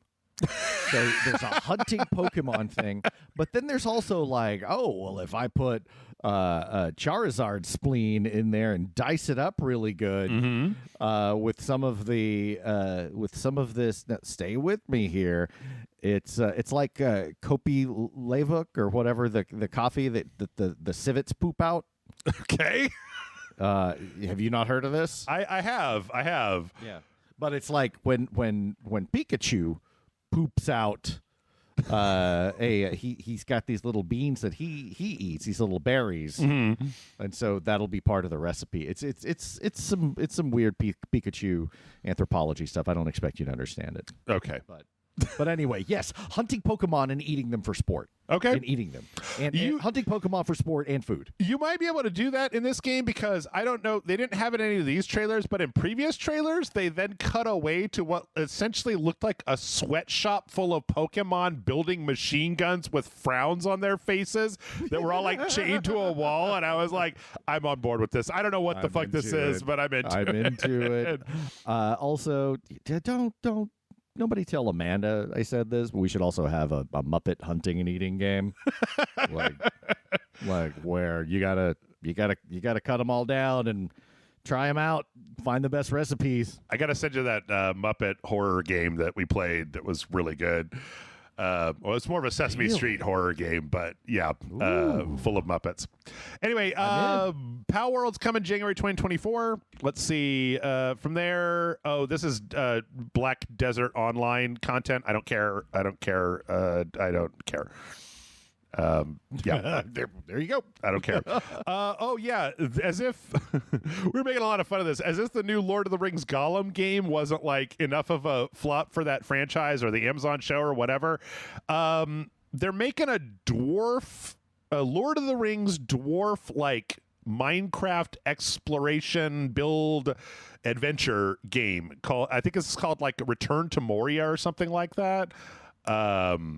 Yeah, it has my interest. I remember hearing about this one. This could be cool. But here's the thing. It's going to be every bit as hard as Dwarf Fortress. Yeah, Dwarven Fortress or whatever it is. Yeah, I think that this makes more sense tonally than anything else, and the idea that you and your buddies can go make a Dwarf Fortress in Lord of the Rings style, I think has more draw than most of the other shit that they've been doing. But yeah, I think this sounds neat. That's a perfect little blend of IP and mechanics, I think. That's coming fall of this year. Let's see. From there, we got this is, man, I'm so mad. I'm so angry. Jason. I've got full of rage. So, okay, Final Fantasy VII Ever Crisis is a phone game, and it's using these like kind of up-resed like SD sprites like the original Final Fantasy did, except they look really good, right? Like you saw some of them in the early parts of this trailer, right? Like this. Yeah. And it's a project that Square has been doing where they're going to take the story from like starting with Final Fantasy VII Crisis Core, the prequel that they put out on the PSP and they re-released, and then all the way through Final Fantasy VII, and then through a bunch of side stories and stuff. And then the combat is going to be turn-based, but it's going to be in the style of the Final Fantasy VII remake with these like super high-resolution characters, but it's not going to be like real-time. It looks like it's just going to be pushing a button so that you can do it. The thing is that this is a phone game, and this is the Final Fantasy VII that I would be interested in playing, but it's only on phones, and I don't want to do it on phone. I want to do it on the television. Can you like get it on your phone and cast it to the TV or to your monitor? I don't know. It's possible, like because it's coming to iOS, it's possible it might come to Apple Arcade, which would then put it in.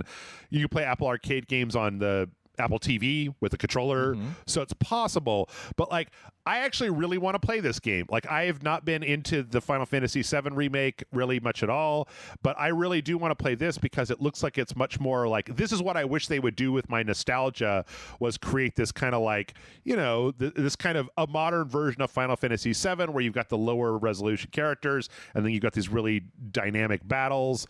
There is a part in here where they talked about Matt and Glenn, and I don't know who Matt and Glenn are. I don't remember Matt and Glenn from Final Fantasy VII, but like, I don't know. But yeah, I really want to play this. They're taking like beta signups basically for it. So it's not even out. It's not even like a thing that you can go get on your phone.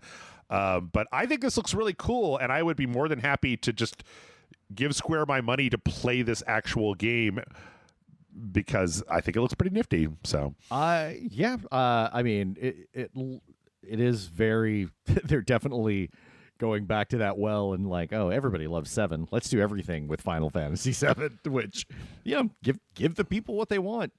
I mean, sort of. 16 comes out in like a week and a half or something like that. Like, it is right around the corner. So, let's see. From there, I'm curious to know what you thought about Banishers, this Ghost of New Eden. This is the latest from Don't Nod, who've done mostly the Life is Strange games, but they also did that Vampire game, and this seems like it's going to be more in that realm of like a third-person action game. It looks like we've got a kind of like, it's like a dude protagonist that has like his wife is a spirit, and that they're tracking down and hunting spirits. Kind of, it seems like a little witchery in that aspect. But then there also seems to be like a morality system. They talk in the trailer about like, are you going to try to use life energy to bring your wife back to life, or are you going to like let her slip away as a spirit at the end of the game once and for all? I don't know. It seems like it's got some interesting bones, but I'm just really leery because Vampire was an interesting concept, but I didn't think it was very fun to play. Okay. I'm just looking at it based on art style. I didn't play Vampire or anything, but I mean, it looks cool. The trailer was compelling. Art style seems a little more cohesive and less everything in the kitchen sink, but it's not jumping out at me. So much of these just look so samey. Mm-hmm. Yeah. And you know, because they use the same kind of little lighting flares, you know, with the here's how magic looks in a video game, and they all do that, and it's almost like just because they can. Now, it doesn't mean that it's bad, but it also seems like the same style that a lot of these games are adopting. Yeah, I mean, like the main protagonist, right, being like white dude with brown hair with beard and messy hair and a big sword, and it's like, oh, gee, how many trailers have I just watched that had something similar to that in it? Like, Yeah, and also like where you have the neon contrail, so to speak, of the swing of a sword that indicates magic, and when someone casts a spell, and then the way the monsters, it's all like I'm having difficulty telling this from what Remnant 2 and right, a number of other things. I hear that. I mean, I can tell the difference, but it needs to distinguish itself more. It needs something else to stick in your brain, basically. Yeah, absolutely. We got a new trailer for Like a Dragon Gaiden, the man who erased his name. I had to was that actually a title? What? Yep. That's it, all right. So this is basically, okay, man, at the end of Final Fantasy, at the end of Yakuza 6, Kiryu Kazama, series protagonist, 7 games if you count 0 that he's been in, as well as spin-off projects. He was a fucking grandpa and he finally retired, but he just can't leave him alone, man. They got to drag his ass out of retirement to be Special Agent Kiryu Kazama. I love Yakuza, and this looks so stupid, and I can't wait to play it because it's all silly and it's all ridiculous, and I absolutely love it. I kind of wish they would stick with the Like a Dragon Ishin protagonist and not bring Kiryu back, but I'm not going to say no to Kiryu Kazama. He's been like a video game protagonist for like 20 years or something, 30 years at this point. Like he's royalty. Yeah, basically. And this has all the hallmark. I'd be interested to know what you thought of this, because I don't think you have as much Yakuza experience as I do. No, I had to look it up. I thought, what is this? What? Yeah. So I had to go look it up to figure out what it was that we were playing or that we were taking. I didn't realize it was Yakuza. But yeah, I had fun playing those or whichever one that I played, and I really like how robust and big the games are. Mm-hmm. Yep. I don't remember if this got did this get a release date? November 9th of this year. So, yeah, good stuff. Right in the holiday season. Mm-hmm. Let's see. We got Under the Waves, a man alone in a submarine for 3 years, like doing stuff. This one, I'm never sure with these sorts of things. It's, this is one of those ones where I just want somebody else to tell me, like, is this worth playing, or am I just going to be disappointed when I get to the end? I know that's RageSelect's job, but like, I want somebody else to do it first and then tell me. I'm interested. I mean, we've seen a spate of like underwater exploration games over the last couple of years, to varying degrees of success. And man, if you've got, what is it, Thalassophobia? Mm-hmm. these are some spooky games, but this looks cool. It looks interesting because I think underwater exploration can be both full of like wonder and also just horror. Yeah, agreed. That's August 29th. Let's see. Warzone Season 4. What's up? This is all you, Jason. I have nothing to say about this. I literally stopped watching it about 10 seconds in and was like, this just all looks like more Warzone to me, baby. Like, yeah, it looks like a new big map, which is cool. I actually don't play a whole lot of Warzone. I've been playing like Ground War and like Modern Warfare multiplayer, but I haven't been doing like lately. I haven't been doing a lot of Resurgence or DMZ. I haven't actually tried DMZ yet. I hear it's great, but it's always exciting if you're a regular player of when they launch a new map, because these maps are huge and interesting and full of little secrets, and you got to change up your strategies and figure out like, okay, this is the best place where I like to land on this map. And it's just all sorts of new stuff to explore. So yeah, it's always a huge, exciting thing when they launch a new big map on Warzone. Cool. That's June 14th. Let's see. Oh yeah, they showed off the Xbox Porsche, the Porsche Xbox, the Porsche Xbox. Like, it's got a bunch of stripes on it. It's like celebrating Porsche's 75th anniversary, and it's based on one of their old like racing cars. I was actually saying in the chat in our Discord, I think that they should have made a custom, because these are one of those you can't buy them, right? You've got to win them. I think they should have made some custom Xbox Series X's that were like 20% faster because they were Porsche Xboxes. But yeah, whatever. Get out of here. Fae Farm. This is like a Switch game that's coming out on the PC September 8th. This is one of those farming, live a life. Sure. Yeah. Bleh. In a cute, idyllic farm community. Yeah. Cool. Yeah. Animal Crossing. Yeah. It looks fine. Not for me. Sure. Let's see. After that, we got some Marvel Snap developments. Have you jumped into Snap at all? No, I have not. I know it's actually, like, if you're into that kind of thing, pretty cool. But I don't know. Like, card games are not usually my favorite. And I'm also kind of afraid. Like, I don't need this. I don't need it in my life if it takes hold. I don't know, man. Yeah, they had a bunch of updates. I couldn't really tell you what the difference are. They had a very brief skit by the YouTuber Pro ZD or Pro Z. Oh, yeah. That was pretty funny. Where he's basically just like all of the card flips are make it worse, basically. So that was pretty funny. Let's see. Oh, I don't want your nerd wallet. Let's see. We got a new trailer for Immortals of. No, wait. This is.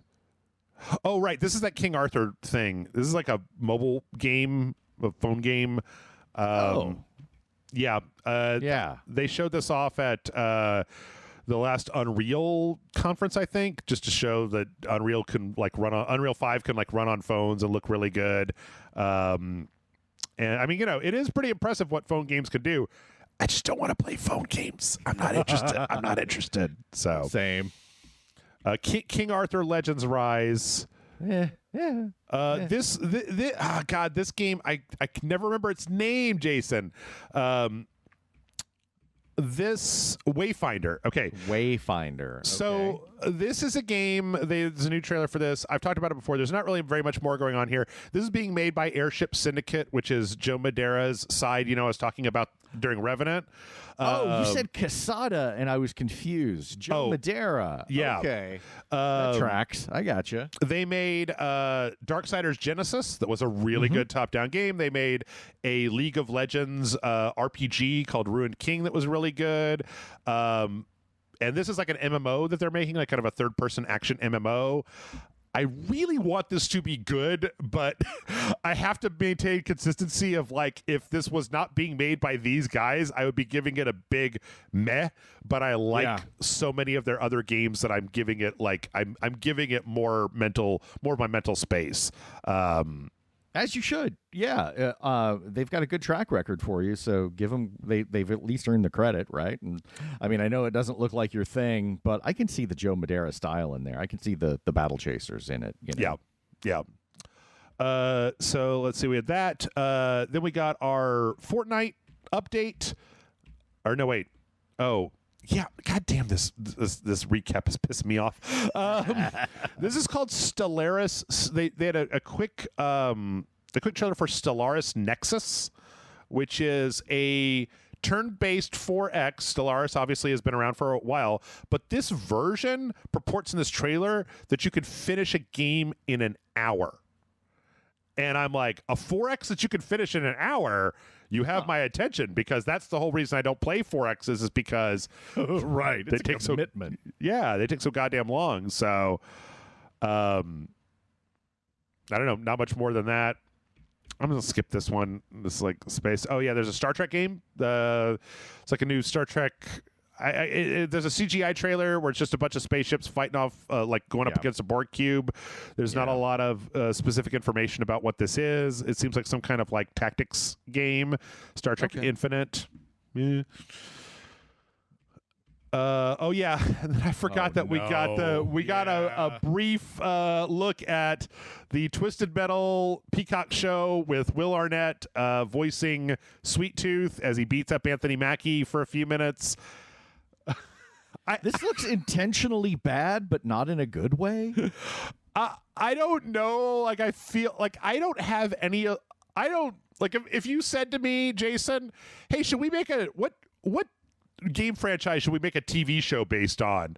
Should it be Twisted Metal?" And I'd be like, "Oh no, definitely not Twisted Metal." Like it's Twisted Metal. Like they left it back in 2005, and it's the franchise that everyone just abandoned. They just kind of.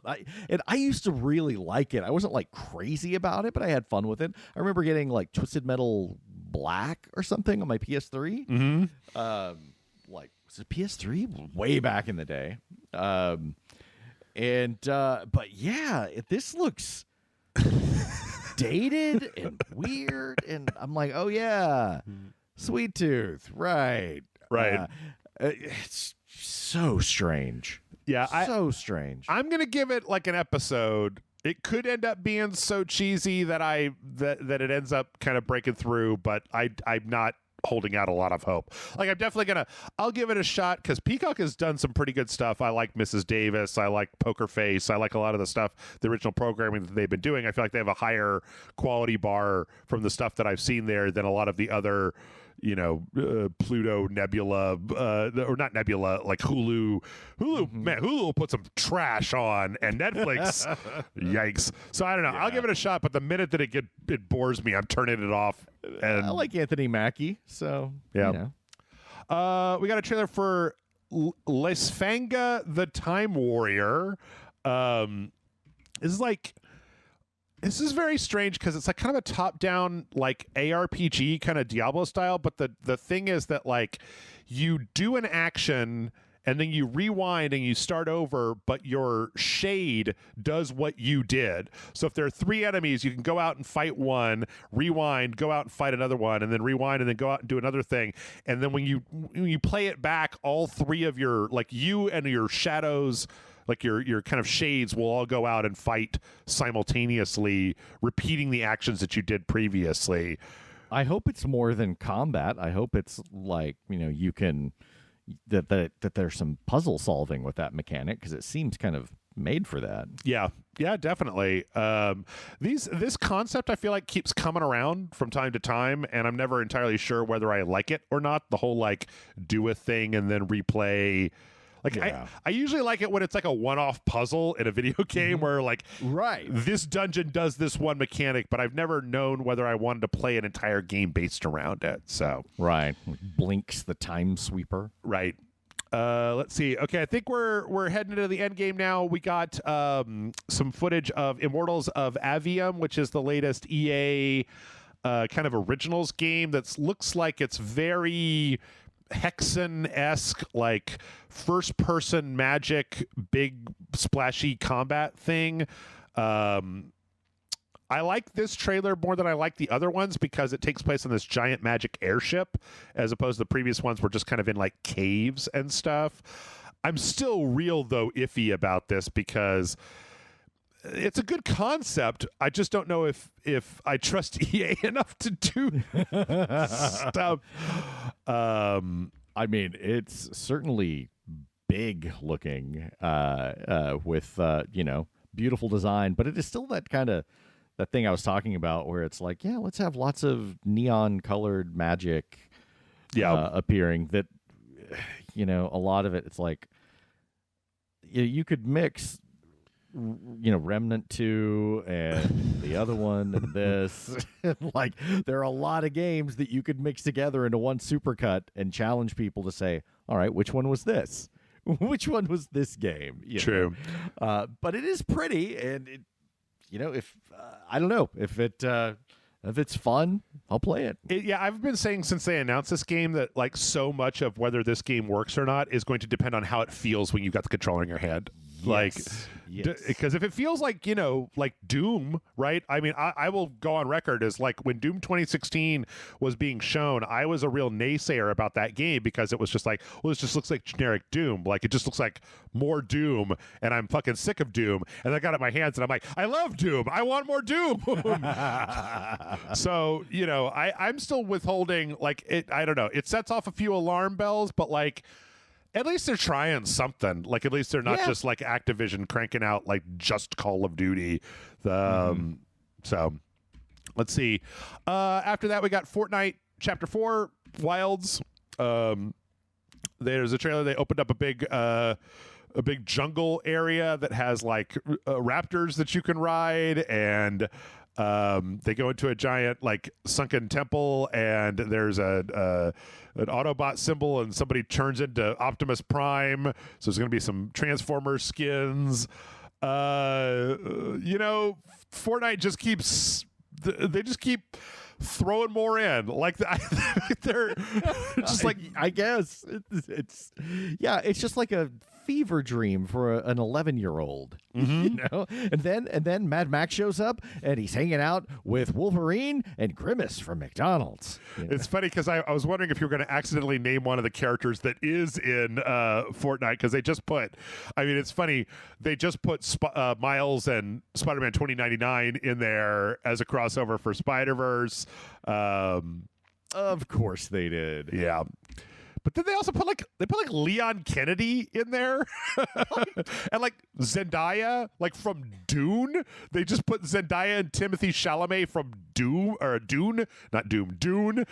And Dame Helen Mirren is in there as herself. It's entirely possible. Not from any movie. Jared from Subway is in there, but it's. And then finally, we got the trailer for the next Final Fantasy VII.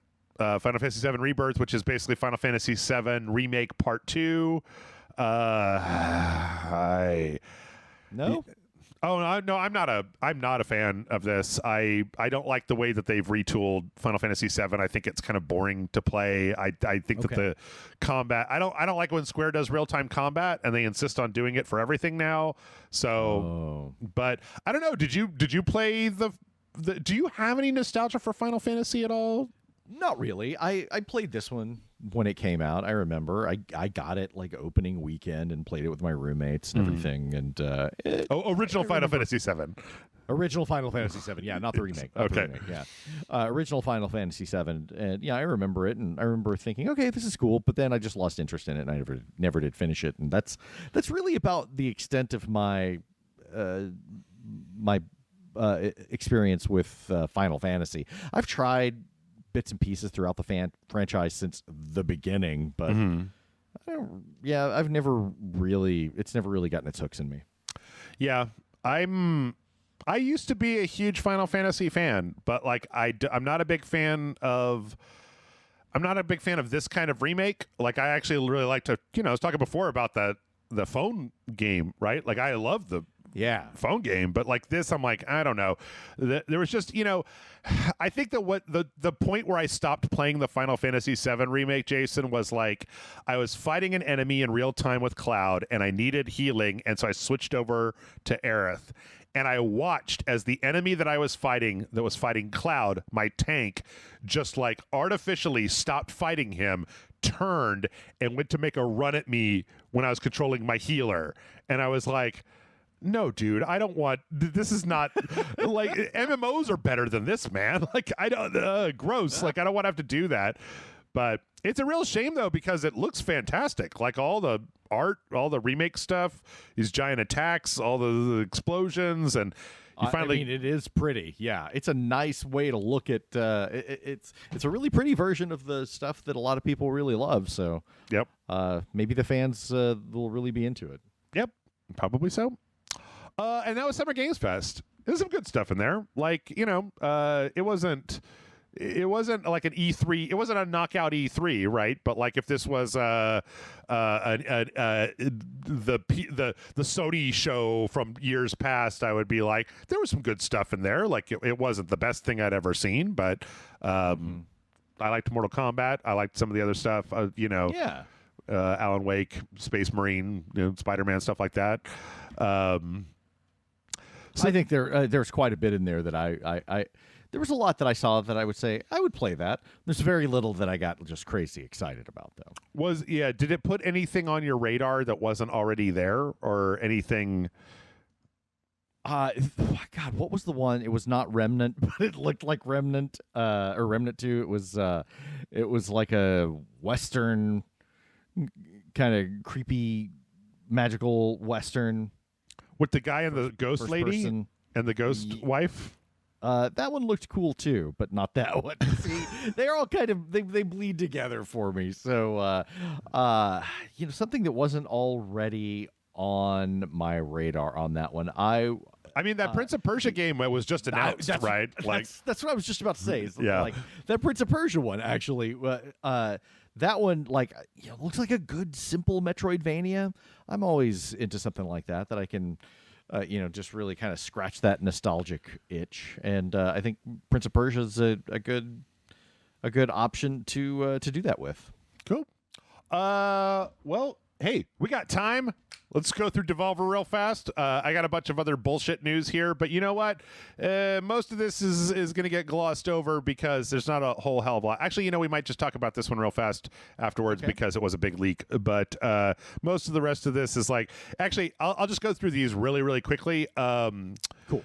There was some VR announcements that happened. Bulletstorm VR. Yeah. Operation Wolf. So there's a Bulletstorm VR game, and I'm like, you cowards, just make Bulletstorm 2. I don't need to play Bulletstorm an 8th time. Come on. Operation Wolf is coming back, and it looks so cheesy and terrible, but so was the original. It looks like that Rambo game that we played that was super bad. Seventh Guest is getting a VR re-release that looks like I like the fact that the hands are the skeleton hands. Yeah. Even though I'm not a big fan of Seventh Guest, seems like it could be fun. Yeah, and then this was very weird. Let's just talk about this, and then we'll jump into Devolver. Persona, so the social media for Atlas announced, leaked Persona 3, a Persona 3 full remake and a Persona 5 tactics game. And this was a person internal to the studio just put these on their Instagram or something. This was a disgruntled employee. This was just full leak. Wow. Yeah. So the Persona 3 remake, they actually just re-released Persona 3, but they just up-resed it. This is they're taking Persona 3 and putting it into the Persona 5 engine and redoing all of the art, all of the characters, and basically just remaking the game from the ground up so that it's more in line with Persona 4, Persona 5. Wow. Yeah. So huge news. Yeah. And that's supposed to be coming out, I think, early next year. But yeah, it took me a minute. I had to kind of ask people about it because I was never big into Persona 3, but that was it was a PlayStation 2 game, and then they put it out on the PSP, and then just recently they put it out as an Xbox game. But this is a full remake of that game, so it should be really exciting to the Persona fans. And then the other one was this Persona 5 Tactica, which is a kind of a kiddie version of Persona 5. Everybody looks, the style is similar to Persona Q, and it's a tactics game that's based on the Persona 5 characters, with a very this kind of chibi art style to it. So these are big leaks, right? These are things that you wouldn't hear about until the Atlas conference, and somebody just put them online. So yeah, that's flagship reveals. Yeah. So yeah, that happened. Devolver Digital, just briefly, there were two announcements that happened before the Devolver Digital conference. Sludge Life 2. Sludge Life was a this lo-fi graffiti in a weird world, you're a graffiti artist in this strange low poly world. This has my interest. I'm getting jazz punk vibes from it. Yeah, kind of like that, though. I mean, I don't know if it's still available on the first one. I think was free on the Epic Game Store. You just go get it. But yeah, this looks like Sludge Life 2 is coming June 27th, and I think there's a demo right now. I was a little bit more interested in the fact that Shadows of the Damned is getting a remaster. Like, oh my god, yeah. This is a game that is near and dear to my heart and is really silly. This was what Suda51 teamed up with Shinji Mikami, I believe, the guy that the fucking guy that did the combat for Resident Evil 4 and the man that made Killer 7 teamed up to make a really weird guy and his skull gun go to rescue his girlfriend from the devil who kidnaps her. There's the one level where the gun turns super long and he puts it down by his crotch and shoots these skeletons, and every time he shoots he says, like, check out my big boner. Like, it's juvenile. So bonkers. I fucking love it. Like, Garcia Hotspur is the main character's name. Yeah. June 14th we're gonna see more of that from a Grasshopper manufacturer Direct, which I can only assume that's Suda51's company, so I can only assume it's going to be nuts. Jason, how familiar are you with Devolver Digital's conferences, I say with the quotey fingers? Not very, honestly. Okay. So let me just really, let me like run it down for you.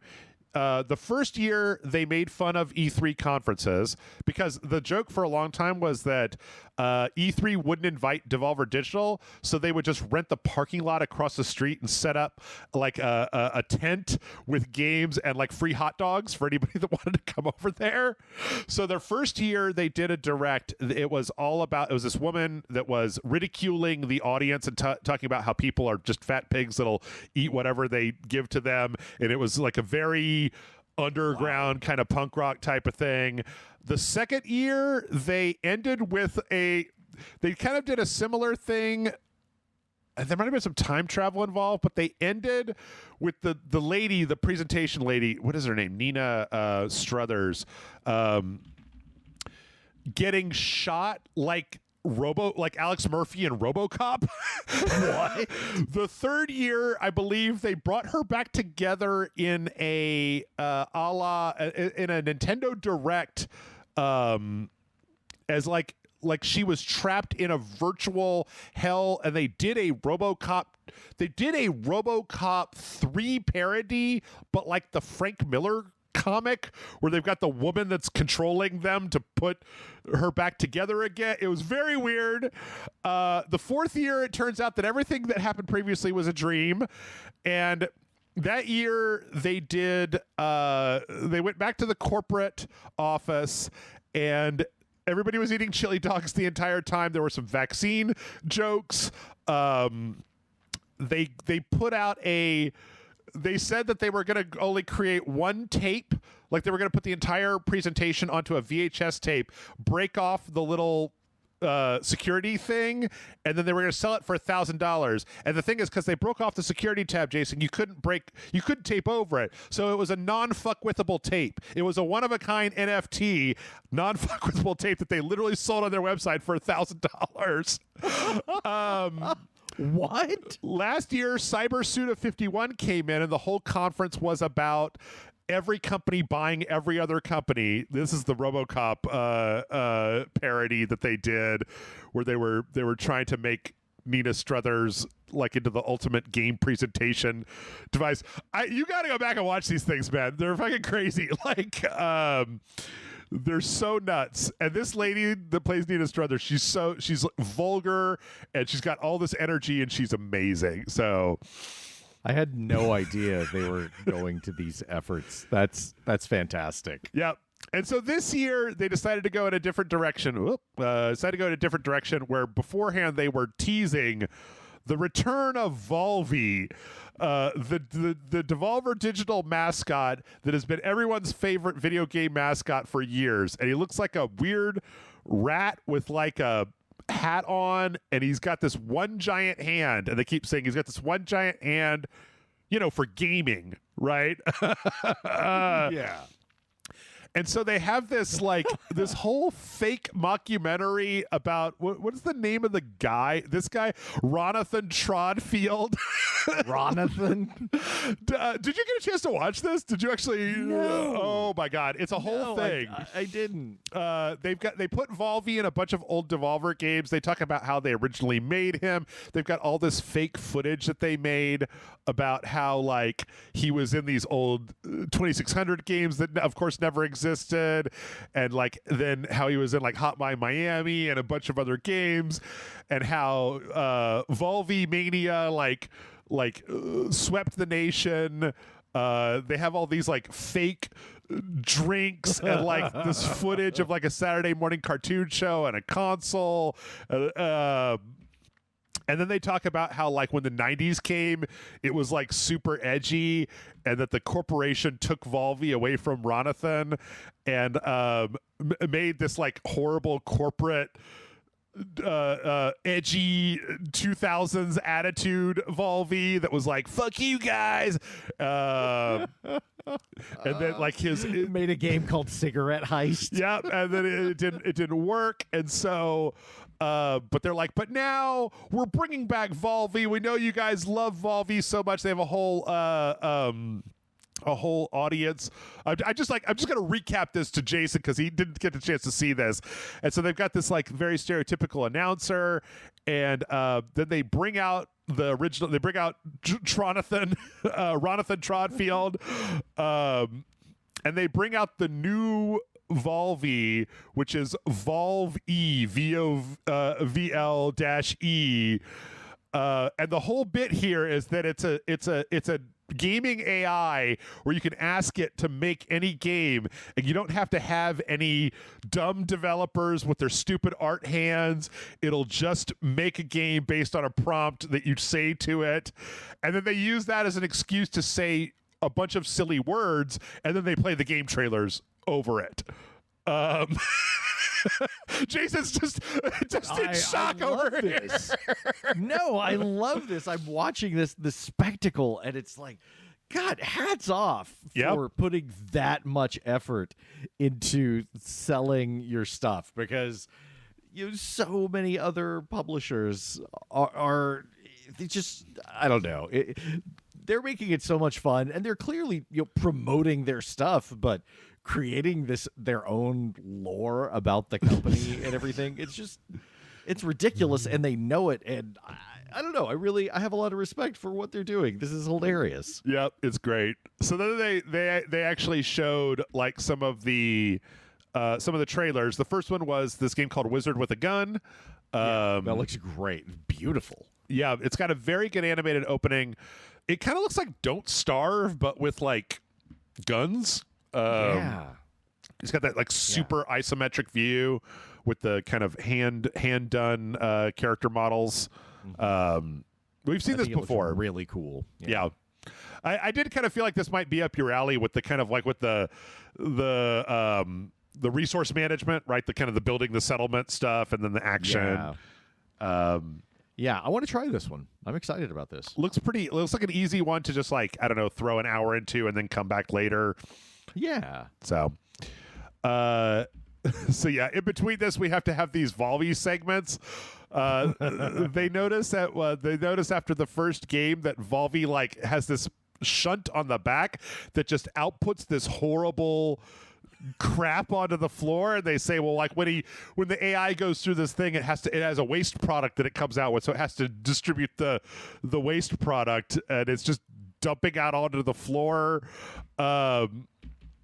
From there, they have the co-host ask for something, and it ends up that they're talking about the Talos Principle 2, which was actually previously announced at the Sony thing, I think. Yeah, I thought so too, but I'm still interested. I liked Talos Principle, and I'm looking forward to trying this one. Did you finish it? Did you finish original Talos Principle? I did not. No. Okay. Because I remember playing it, but it seemed like one of those games that might end up getting a little bit too cerebral. I'm just like, oh yeah, no, it's definitely one where it's like, oh, are you stuck yet? No. How about now? Yeah. No. Okay. How about now? Yeah. Yeah, and then if you can go and look it up, but like that robs you of that. That's not the point. It's like you're supposed to figure it out, and so it's easy at this point in our relationship to media to, if you get stuck on something like that and you say you're going to come back to it, you are not going to come back to it because there's a billion other games. Yeah, I have no shame anymore in looking anything up because it's like, here are my options. Look it up. Don't play any more of this game. Those are the two things that are gonna, yeah. Yep. Right. Yeah, I've lied to myself enough times about how I'm totally going to think about this and then come back later and come with, nope, no, you're not. No, you're not. Yeah. And it's, I mean, I think most of our listeners understand that, like, that we come from a different era, and many of them do too, where it's like, man, you got a game, that was your game for months. Yeah. There was nothing else, But now gaming is like barbecue in Austin. It's like, oh, what? You dared serve me something that wasn't the best fucking barbecue on earth?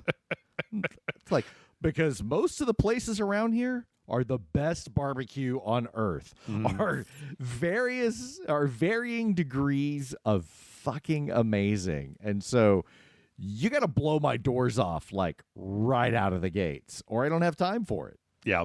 Yep. Let's see. We come back to Volvi. There was more. Oh, the Ronathan asks where the big hand is because he's the original creator. He wants to know where the giant hand is. Yeah. They bring up a person from the audience who rattles off a completely outlandish series of requests. Things are getting a little ominous in this presentation, but then they show baby steps, which this is okay. There's a game called Ape Out where you play as a laboratory ape that busts out and like just completely starts murdering scientists left and right.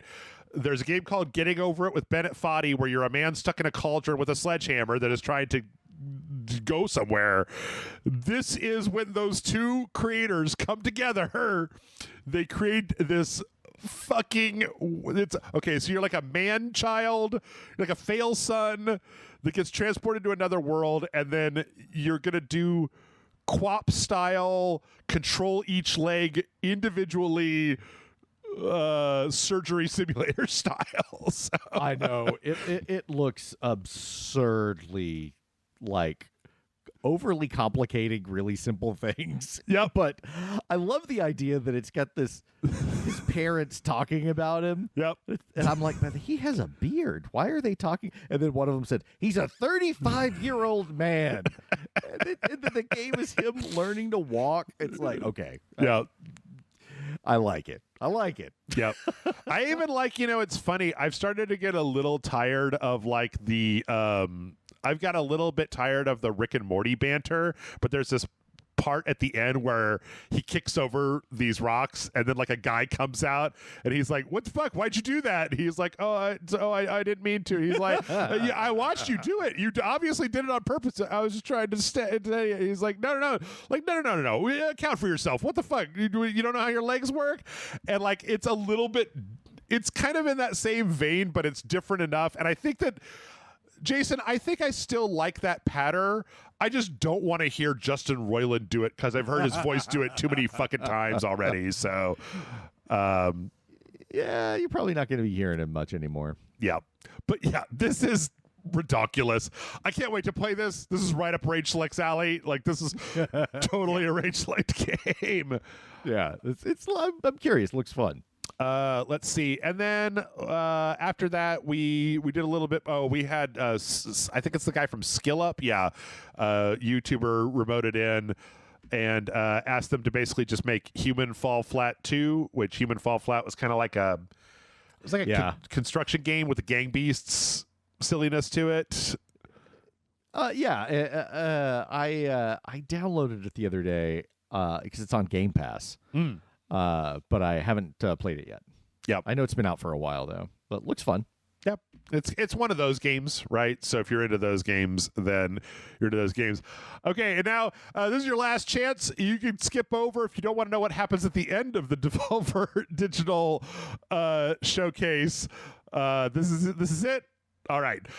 So at that point, they hook Volvi up to the internet, to Twitch, at which point Volvi goes insane. And starts smoking and screaming and like not being able to do stuff. They kind of go to transmissions where they show Volvi and a few other Devolver Digital games.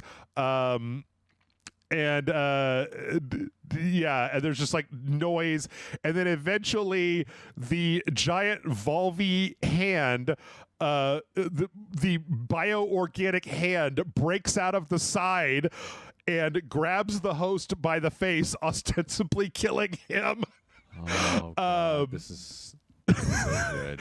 Everybody starts screaming and running away except for Tronathan, or Ronathan, who then comes over and like touches Volvi's hand, his giant hand, who then looks up to his creator and softens, at which point a final game is displayed on the screen called Field Run that shows Ronathan walking through a field and then looking to the trees and finding a Volvi in a bear trap, and it says Volvi needs your help, and he tries in his inventory to use a med kit, and it says no, I need a different kind of help, and he tries using the bolt cutters, and it says no, Volvi needs a different kind of help, and then he points at a rock. At which point this is all in like an old adventure game thing. He picks up the rock and walks up to Volvi and holds the rock above his head, at which point it cuts back to him holding this television. He smashes his own creation's face in. It cuts to Volvi and 50% off all merch available at the store, and that was the end of the Devolver Digital Conference. I love that someone at Devolver Digital saw too many cooks and said, guys, I got an idea. Well, I think it's interesting because it talks about AI. I love the idea that the corporate keeps repackaging all of your favorite things, and that sometimes you just need somebody to come in and put that shit out of its misery so that we can all move on with our lives. But also, I'm a big fan of what they're doing here. I like it. Yeah. Also, Jason, they did put a bunch of Volvi merch on their merch store, and I bought a shirt, a poster, and the Pogs because I am a sucker, and of course I fucking did. So, oh my God, Pogs! That is brilliant. Yep. Devolver Digital, man, I fucking love these guys. They're so awesome. Yeah, and that's it. I think like I said, we got some more stuff in here, but we're kind of getting up to the 2-hour mark. So I did though ask Jason if we could answer a question or two. So let's do it. I think we're gonna head on over. Let me find the channel on the RageSelect. I haven't used it in so long. I don't even know, because like the questions that we've answered are from so long ago. Let's see. This is an interesting question. This is from more than a year ago. El Condor Pasa says, why does a video game have to be visually impressive? Oh, no, wait. We answered this because I put the little thumbs up on it. So let's find a good one there. How about this one? Slapnut69 says, hello, mighty Dong Priest Jeff, and it says Dong Disciple co-host, but I think we're, if there's a church, we have to be like equal popes, right? Has there been an ending to a show, movie, or video game, etc., that has been so grim and dark that it puts you off enjoying that piece of entertainment again? What do you think, Jason? Oh, man. I mean, there are some classically grim endings, and I can't think of one that turned me off from watching the movie ever again, but it is one that I have to turn it off before I get to the ending, and that's The Mist, the movie The Mist. Mm-hmm. Mm-hmm. and I'll watch that right up into the ending, and then I'm like, nope, don't need that in my brain again. Nah, we're good. We're good. Yeah. I think that for me, the man, I just don't do sad movies very well. Like the sad ending of The Mist is kind of up that alley. All I think about is Grave of the Fireflies. That anime about the young boy and his sister basically starving to death during World War II, which is an excellent movie that I will never watch again. I remember one time my friend told me the entire plot to that Bjork movie, Dancer in the Dark, where she's like a factory worker that's trying to like work hard to buy paint for her child, and then she does it, but the work that she's doing is in a factory full of toxic metals where she slowly goes blind, and then at the end by the time she gets the art supplies for her child, she's blind. And he's like, yeah, man, you got to see it. It's depressing as hell. And I was like, what? No, I don't want to do that. Like, I like life. Also, I can say that the ending to E.T. on the Atari 2600 actually ruined the game for me. I have said before on this show, I finished E.T. I actually finished the E.T. game, and that is true. And the ending is very dark. The ending, it's a very dark, different ending than the movie. You know what? If we're just talking about like it doesn't specifically have to be dark, but like what endings messed up something that you were enjoying up until the ending. I mean, the obvious answer is Game of Thrones, right? Like nobody even talks about Game of Thrones now, and that shit was all the rage for like 6 years or something. And then the ending happened. We were all just like, oh, never mind. Fuck the whole show. Like, I'm not even going to talk about season 1 anymore because I know that it's going to end with this turd. Oh, man, talk about making people salty. Oh, so many people were mad. Yep. I'm going to go with a filmmaker I actually like, but his first breakout film, High Tension, Haute Tension. Oh, huh? Alexander Aja, I think is his name, or I think how you pronounce it. That ending, won't spoil it, but just frustrated the hell out of me. You probably should spoil it. It doesn't make sense. Okay, here, I will spoil it. If you have seen the movie adaptation with Nicolas Cage, one of Nicolas Cage's greatest films, Charlie Kaufman, a mind bender, of course. In it, they describe a movie. Adaptation is about two twins. Nicolas Cage plays two twins, and they're both writing screenplays, and one of them is putting a lot of thought into it and everything, and the other one becomes a jackass. And he just says, you know what? It's about a serial killer and a detective. They're the same person. He's hunting himself, and he doesn't know it. And the whole joke is, it's like, well, that's fucking stupid. Yeah. But it becomes really popular. Mm-hmm. That's kind of what Haute Tension is. And it's just like, what? They did that? Yeah. And it just renders the rest of the film is like, oh, so none of it makes sense. None of it makes sense. It's funny. Another one that comes to mind for me was, did you ever watch that movie Await Further Instructions? Where it's like, yes, and I did. And I kept reading all these bad reviews for the movie, and it was like, no, the end fucks it up. The end fucks it up. And I was like, I was like, okay, well, sometimes the internet is stupid, right? Sometimes you can't trust the internet. Sometimes the internet is stupid because the ending is ambiguous, and they're just like, I wanted to know what happened. Fuck this movie. But like, I watched that movie, and then at the end, it turns into fucking Tetsuo the Iron Man out of nowhere, and you're just like, no, okay, that was stupid. Yes, I agree. That was bonkers. I saw that one, and I just thought, you guys are, nobody told you no, did they? You just went for it. God bless you. Yep. Let's see. How about here's a classic, Jason, from El Condor Pasa, who says, there's been a lot of video games made into movies and TV shows, only modern ones, of course. My question is, what are some old school video games that you would like to see made into a movie or TV show? Personally thought that it may be a weird idea that Mother/Earthbound series would be interesting to see as a TV show, live action, whether live action or as a cartoon. That's an interesting choice. I'm going to say Yar's Revenge.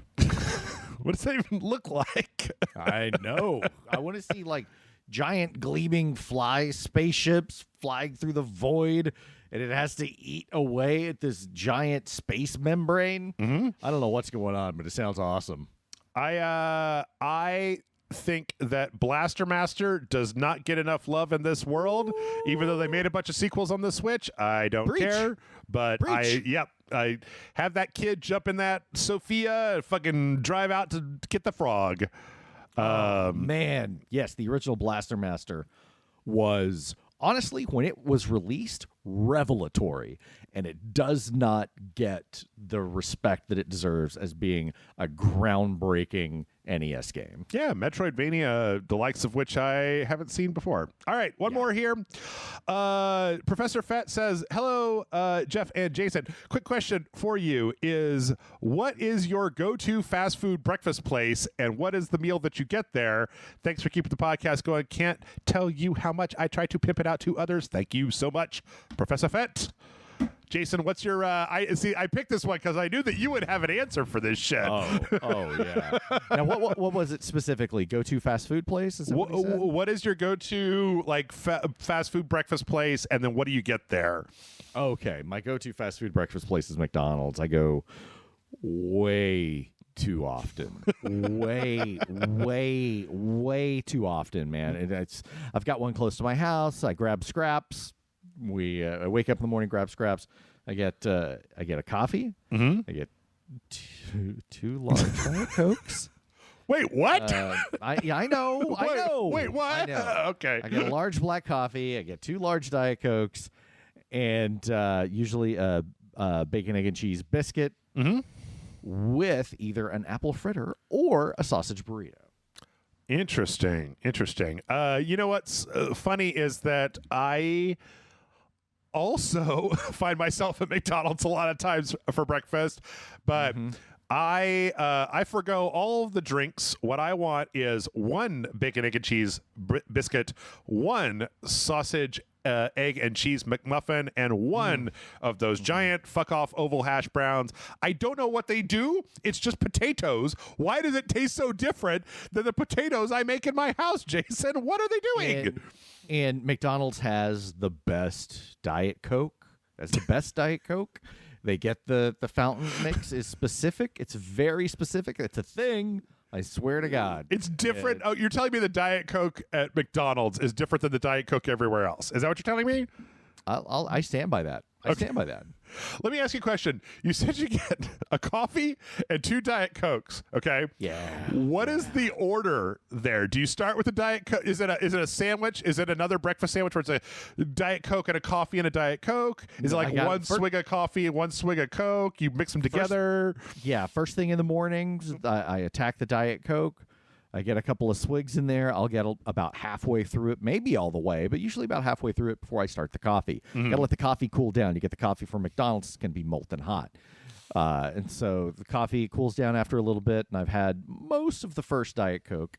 And by that point, I get to work on writing, get to work on Strangerous. And then I finish up. About the time I finished up that coffee, I've started up on second Diet Coke. And there you have it. I swear to God, I'm not like trying to interrogate. I need you to blog your morning. But like, do you do all this at the McDonald's, or do you take all this stuff home? Oh no, I go through the drive-through. Okay. No, Scraps and I get in the car. We go through the drive-through. We grab our regular. head back home and sit in front of the computer. Okay, see, the thing is that you trailed off after you said, I grabbed scraps. And so I thought, oh, you got your dog, and you said it was so close to your house. Like, I figured, oh, you're just going to walk over to McDonald's. And I'm like, are you the guy doing your work at like 9 a.m. with like 2 Diet Cokes and a coffee and like a precarious biscuit on one knee and a dog on the other, like on your Mac, like writing D&D? Because... I love it. I love it. I love it. Oh yeah, no. We just go through the drive-through, then I come back and sit at the the desktop. Okay, one last thing before we go, because I think you're the only person who can answer this question, Jason. Let's do it. Man, is it just me or like, oh God, I ended the last podcast with a huge fast food rant. I can't believe we're doing this again. Where are the breakfast tacos? I can't find good breakfast tacos that aren't like $9 a piece anymore anywhere in this town. Like, there's got to be a place where they're just putting like eggs on a tortilla for $2, right? Like, no. Oh, price has gone up, but there are still cheap places. But I mean, eggs are so crazy expensive. So even my cheap go-to taco truck, because you want cheap taco trucks, you come down to South Austin. Okay. Plenty of them there, but they're still. I mean, the $2 taco is gone. Yeah, you know, you're going to spend about $3 or $4 now for the cheap ones. But like, yeah, you go to some of the fancier places, some of the fancier taco trucks for breakfast tacos. Yeah, you're going to be paying like a stupid amount. It's just dumb. What's that place? What's that place that's all over Austin? There's one right down the street from me. Not Taco Deli, because that place is oh my God, I hate it so much. You hate Taco Deli? Well, Taco Deli's amazing. No. I don't hate Taco Deli. I hate how much Taco Deli costs. Like, it's just fucking bread and eggs, man. Like, come on. No, Taco Shack. I think Taco Shack is way out over their skis with their fucking pricing. Like, those motherfuckers. That's Taco not even Shack fucking sucks. Taco Shack has always sucked. Calling you out, Taco Shack. Taco Shack has sucked since I tried it when I first moved to Austin. I was like, "Oh, let's try Taco Shack," and it sucks. Yeah, yeah. You gotta go to the place on the corner by my house. It's a white truck. I don't even know what it's called. Okay, I've been there 100 times. I took Grant there a few weeks ago. Okay, so I'll go down to South Austin and start looking for a white truck, and then just, hey, you guys, are you that Jason Murphy taco explosion? Is that where this is? That's the one. Yeah. Or you know, I'm supposed to go to. Well, I'm not supposed to. I was going to go. Kayla and Rubio wanted to go to this one taco place by my house, and it's like, no, this is the expensive taco place, but it's like one of my favorite places in town, called El Sabor El Mundo or something like that, and whoo, it's so good, but it's expensive. It's very expensive. All right. Got some good leads on some good tacos, and I got the cheap. I'll take you to the cheap place, but you got to be ready for like a day, maybe 2 of diarrhea. I can handle that. I can handle that. I work from home. It's fine. I work from home. Yeah. You know, we take a lot of breaks at RageSelect. It's fine.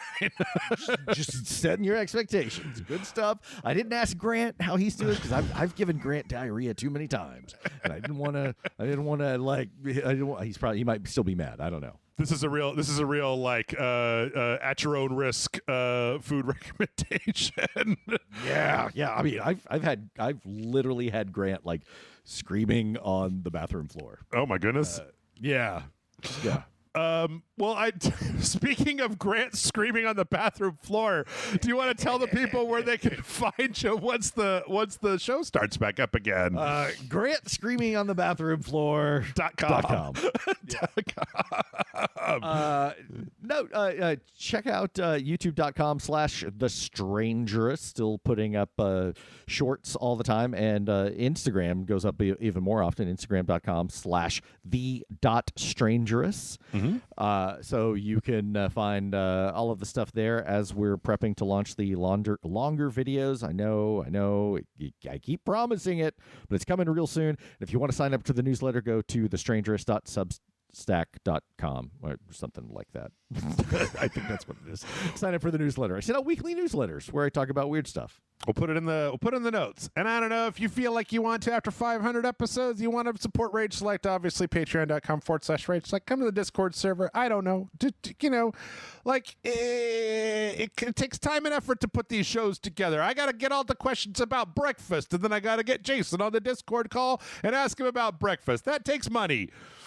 It's more content than any of us deserve. Sort of. All right. Get out of my house. We'll be back next week. Bye, everybody.